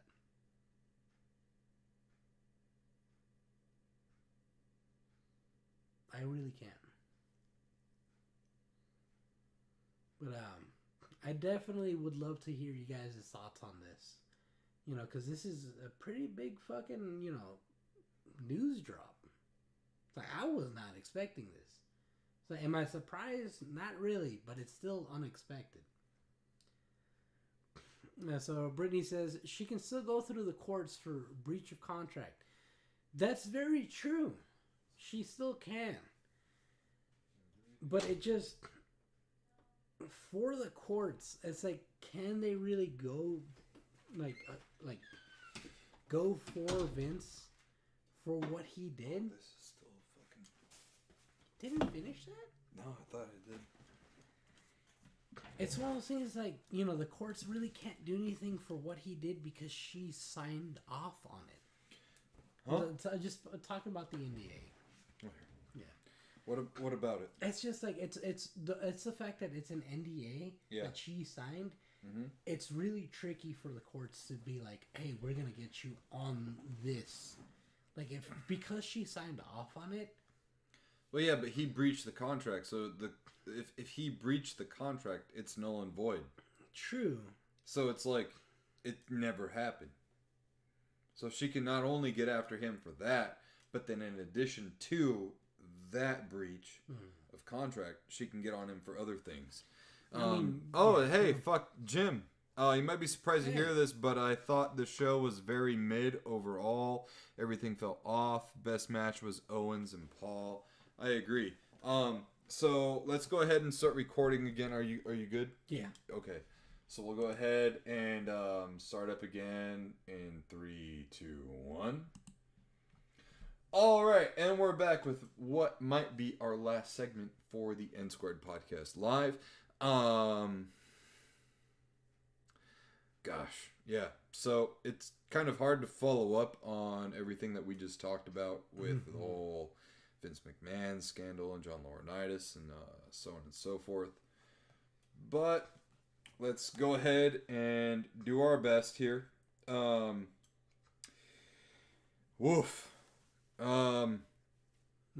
Locke says Rumble Roses for $20, a good deal. Well, you know what? Let me pull up price charting right now for you, Locke. We'll do this live on the podcast. There you go. Rumble Roses. Is this just the American PlayStation 2 version? Is it complete? If it's complete, $20 would be a good deal. yeah, because complete is listed for $22.99. So According to PriceCharting.com. yeah, so of course, If it's just a disc, it's going for $13.45. then that's when you should be worried.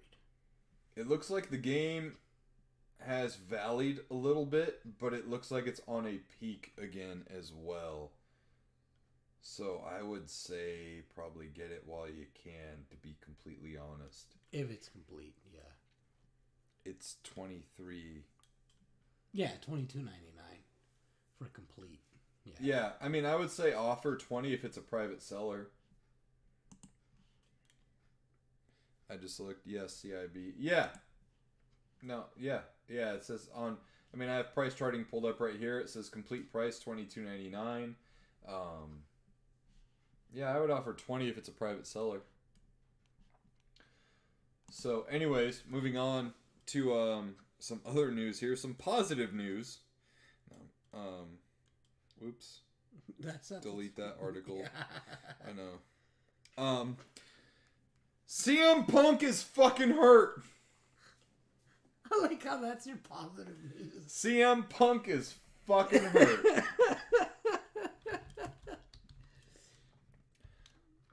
So, yeah.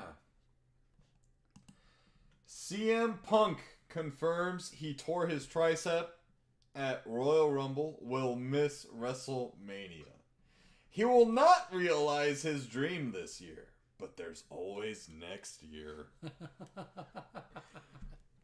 And apparently, I mean, like next year's WrestleMania will be on Netflix. Oh yeah. I think so. Well, we'll see. We'll see, because you know what? As a matter of fact, I think the Peacock deal with all the PLEs and stuff runs through 2026. So we'll see. Ah, okay. Britt says, how is he always hurt? Well, as your favorite John Moxley says, fragile mind, fragile ego, fragile body. So this is brought to us by Cage Side Seats. It says, news broke earlier today that CM Punk suffered a significant injury in his first televised match since his return to WWE at Royal Rumble this past Saturday, January 27th, Tropicana Field in St. Petersburg, Florida. The word is a torn tricep injury, and he's expected to be out for long enough that he'll miss WrestleMania 40. He goes on to say, damn it. WWE quickly announced Punk would be kicking off this week's episode of Monday Night Raw in Tampa with a live microphone and no commercial interruption. This, of course, is where we would learn what's next. The gravity of the situation was immediately clear when he walked out wearing a sling on his right arm. He confirmed he tore his right tricep, and that it's just not in the cards for him to make Elimination Chamber or WrestleMania 40. Wait, this is hell? Oh, okay. Mm-hmm. Hell, maybe he'll never realize his dream of wrestling in the main event of WrestleMania. But this is just a flesh wound, a bump in the road, and other folks have it much, much worse than he does right now. So WWE's official X or Twitter account had posted the video of him announcing his injury, saying, "Get well soon, CM Punk," with a heart emoji and a hashtag WWE Raw. Go ahead, Josh. All right. That means he'll be back. Indeed, he promised he'll keep going until the wheels fall off. It's pretty soon. There's always next year. In quotes. Right. They shot an angle on the way out with Drew McIntyre hitting the scene to say he prayed for this and it happened. Drew McIntyre is my favorite wrestler now. Punk vowed to make him his first target upon his return. Get complete raw results and coverage. Oh wait, no, we don't have to do that. That's it. Yeah. Yeah. So, Punk's bitch ass is fucking out. Now look it. I'll be fucking for real here for a second. Torn tricep happened when he was in AEW. And he was out for quite some time. Yeah. As a matter of fact, I don't think he ever defended his title in AEW. I don't think so either. Yeah, because he was always he would win it, get hurt. Win it, get hurt. Or win it, get hurt, and suspended. Oh, yeah. Yeah. Wasn't his last match in AEW versus fucking Moxley? No, it was Samoa Joe. Oh, Yeah. All right. Now, there's a lot of people on Twitter who are like him or not, love him or hate him. You don't want to wish that kind of shit on people. Be good to people. If you're happy that he's hurt, you're an instant block or whatever. So instead of saying it on Twitter, I'll say it on here. It's called fucking karma. And what goes around fucking comes around, man. Yeah. And what I love is the fact that the guy that threw him out is a member of the Elite. And right after Cody Rhodes won the Royal Rumble, he did 2 kisses for the Young Bucks and a gun for fucking Kenny Omega. Yeah, all right. He's earned a little respect back. Yeah, he got my little good graces. I think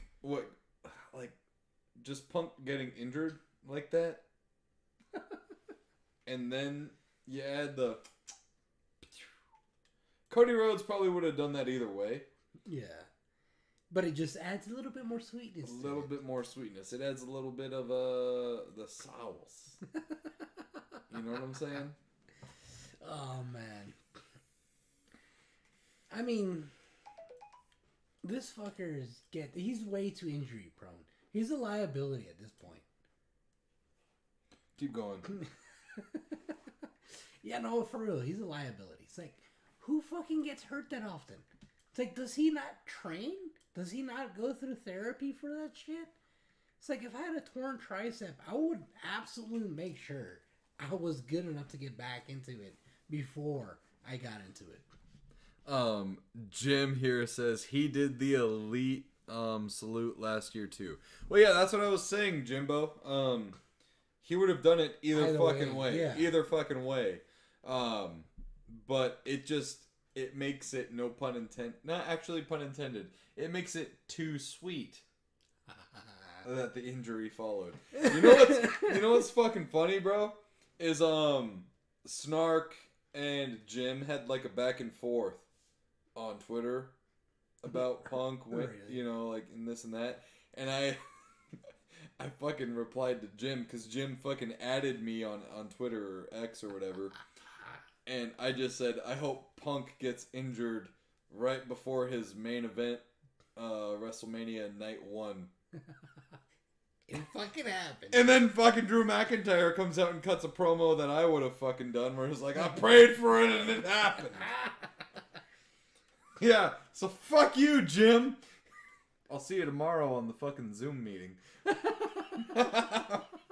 Where we're going to be reviewing an excellent movie for their bonus beers episode, which you can find exclusively on their Patreon for as little as, I believe it's $2.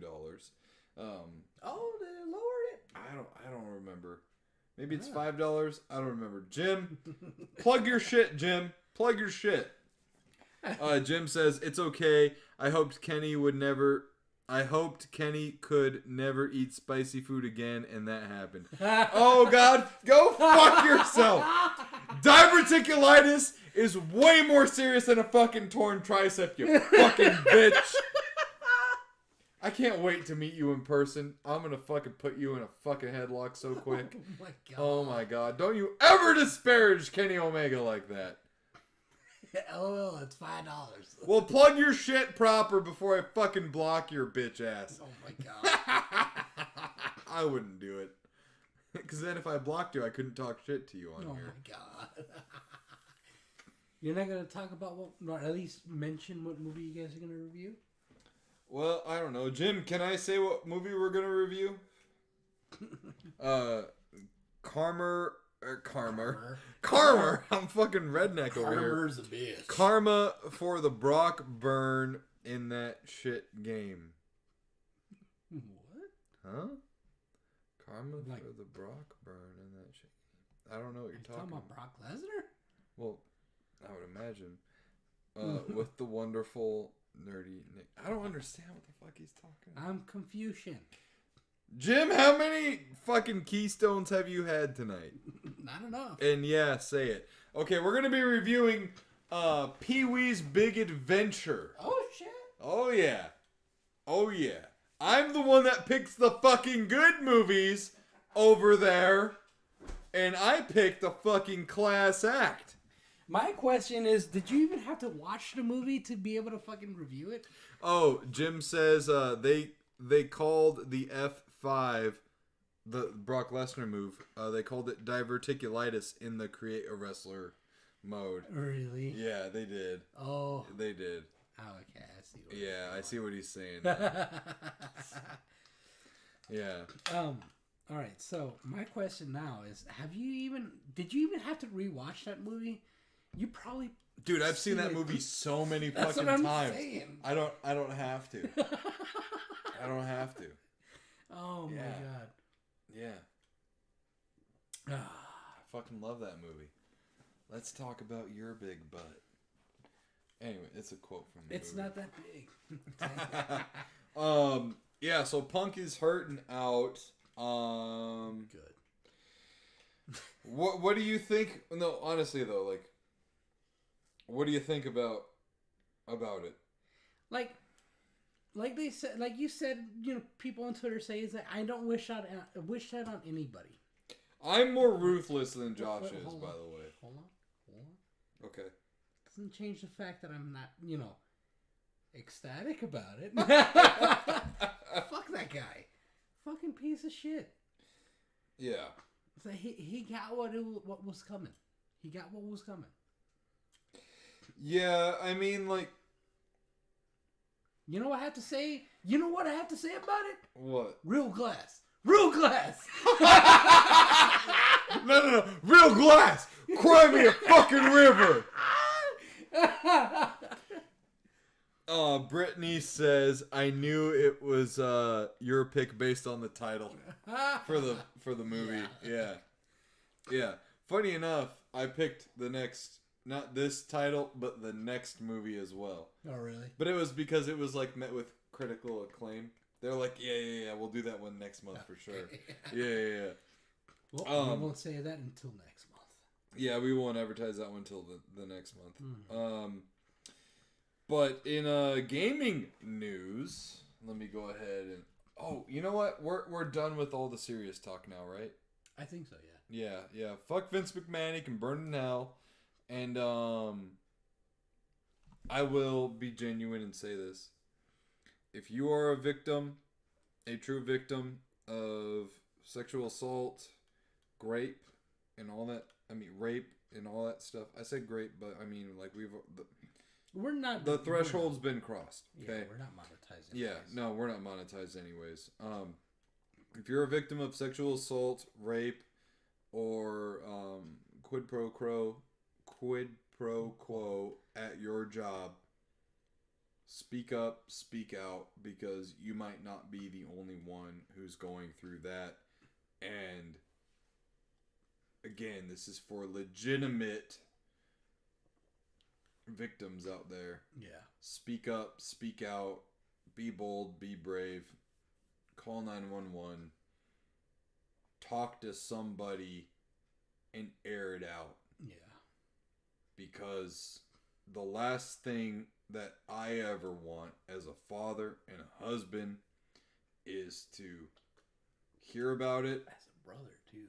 And as a brother, is hear about it and nothing getting done about it. Mm-hmm. Matter of fact, I'm not that close with my sister. But when I heard that her boyfriend at the time put hands on her, I asked for an address. No questions asked. Mm-hmm. And when that address was not given to me and everyone kept telling me to calm down, I felt like in that instance I was more upset than my sister was. But that just goes to show that it does not just affect you, but it affects the people that love you and who are around you and who love and support you. So please speak up and speak out. Yeah. Just like Locke says in the chat, speak up in all caps. Mm-hmm. Speak up. You know, it might have happened to you, but you can prevent it from it happening to somebody else. So I'm going to go ahead now and cue the music for the live audience. And I'm going to go ahead and pull up our last article here. Watch it. Time. We're good on time.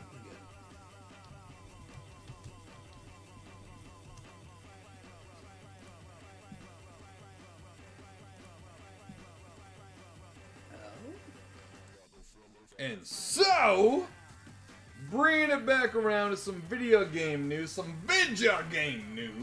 This is brought to us by PCGamer.com. Footage of a canceled 10-year-plus old... Go away. Fucking... Oh my god, the pop-ups. Footage of a canceled 10-plus-year-old sci-fi Call of Duty developed by Tony Hawk's Pro Skater studio Neversoft has leaked online. That's a fucking mouthful right there. That is one hell of a motherfucking title. Neversoft scrapped the project before ultimately releasing 2013's Call of Duty Ghosts. Josh, go ahead and read. I've been fucking reading and speaking a lot. I know, it's just the fact that you said they released Call of Duty Ghosts. It's like, I don't know if I would have been happy with that other title. Alright. First spotted by what fucking name is that? Charlie Intel. Charlie Intel. 2 videos supposedly from a canceled Xbox 360 era Call of Duty game called Future Warfare, or NX1, internally have been shared on Twitter. Their provenance? Provenance. I've never heard that word. Their provenance has seemingly been confirmed by a former senior Neversoft developer who worked on the project. The first video was shared by an account with a handle at Manga Figurines. I've embedded a YouTube upload of the same video. That's in parentheses. Yeah, in parentheses. And shows a first-person cinematic sequence where the player's spacesuit is breached on the surface of the moon, and they have to flee into a nearby base while under attack. This is, next it comes from someone on X or Twitter, at Brian Bright. It says, this was NX1 after Infinite Warfare imploded and split into Respawn Neversoft, pivoted from Guitar Hero to make a futuristic Call of Duty game. The mission was on the moon, some experiments with low G, and was really about the team learning the engine. We were making Guitar Hero games on our Tony Hawk's Pro Skater engine prior. What the fuck? Dude, that's a wild ass fucking... That's crazy to even learn about just from the fucking get-go. Right?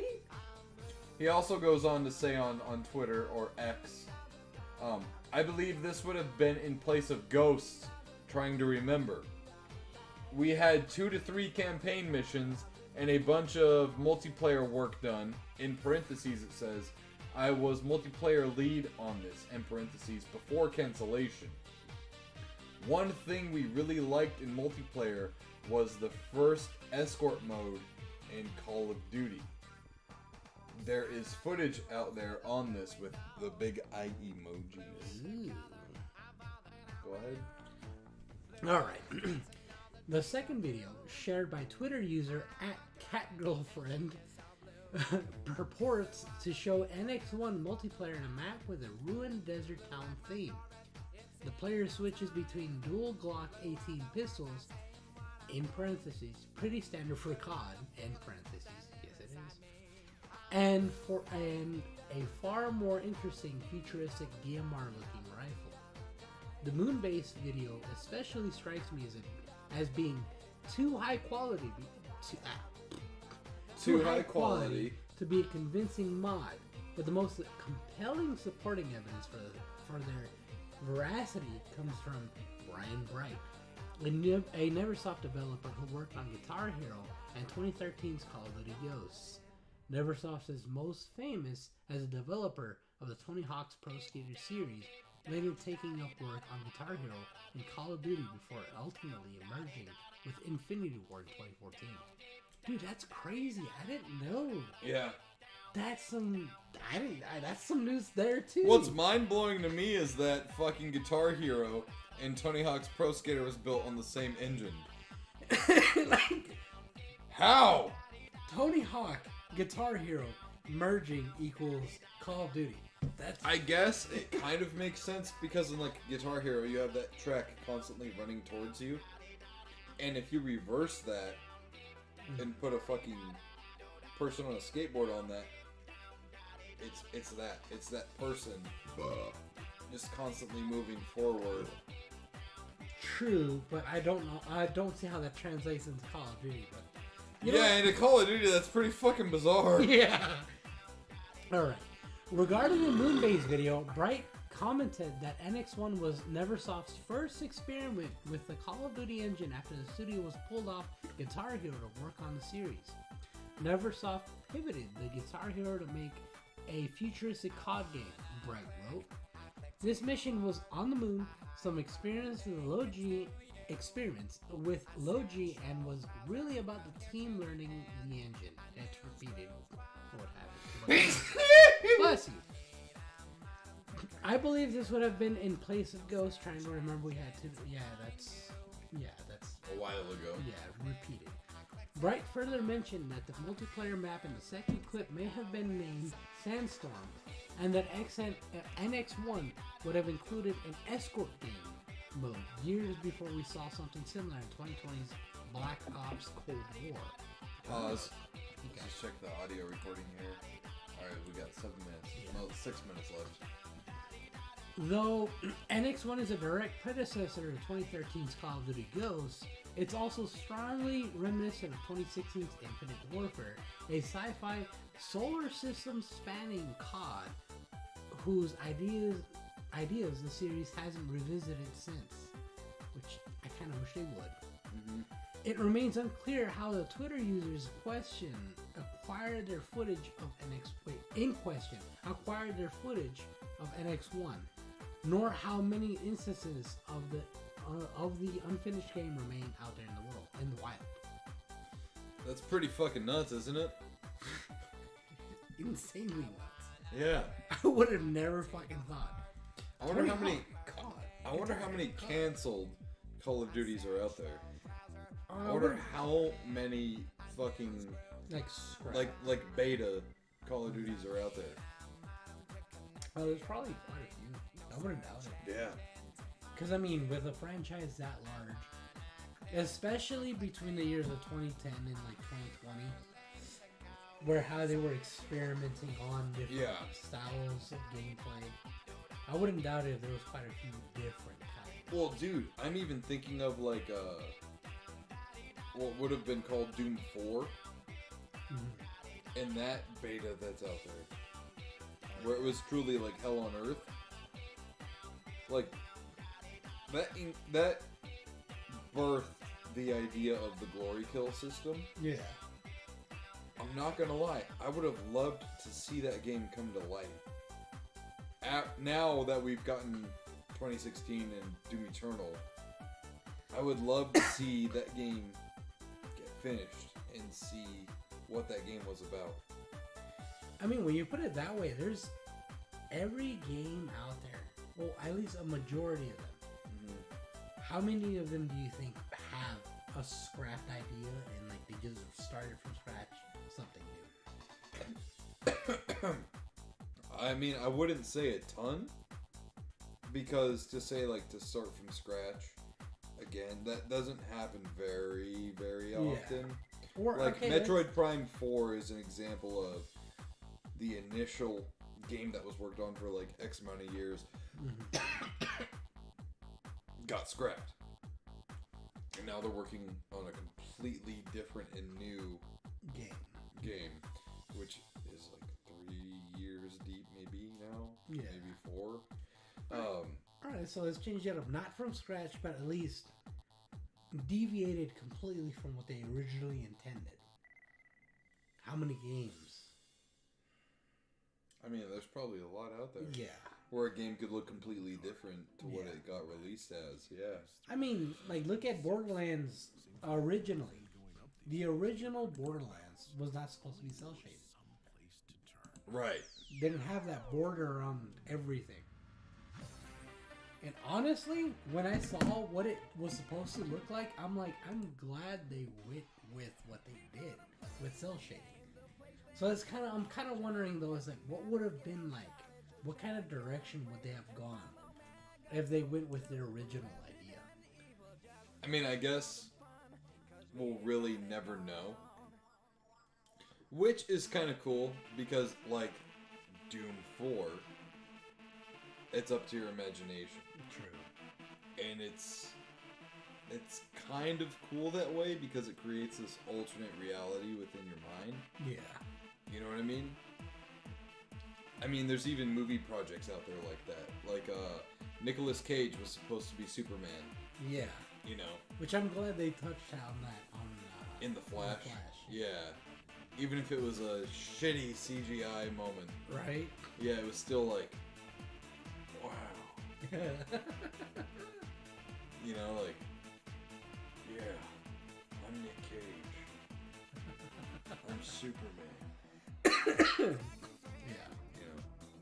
Grab the Declaration of Independence.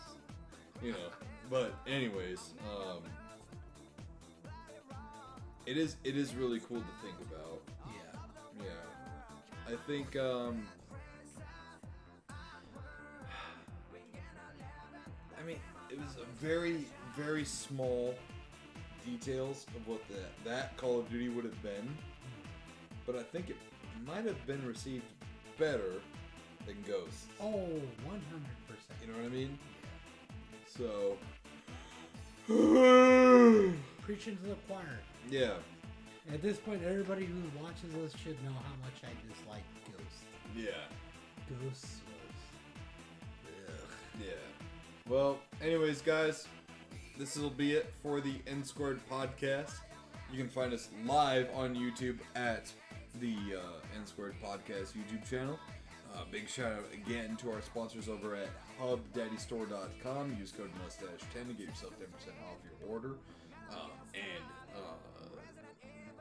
W Energy, head on over to w.gg. Use code NSquared10 to get yourself 10% off your order.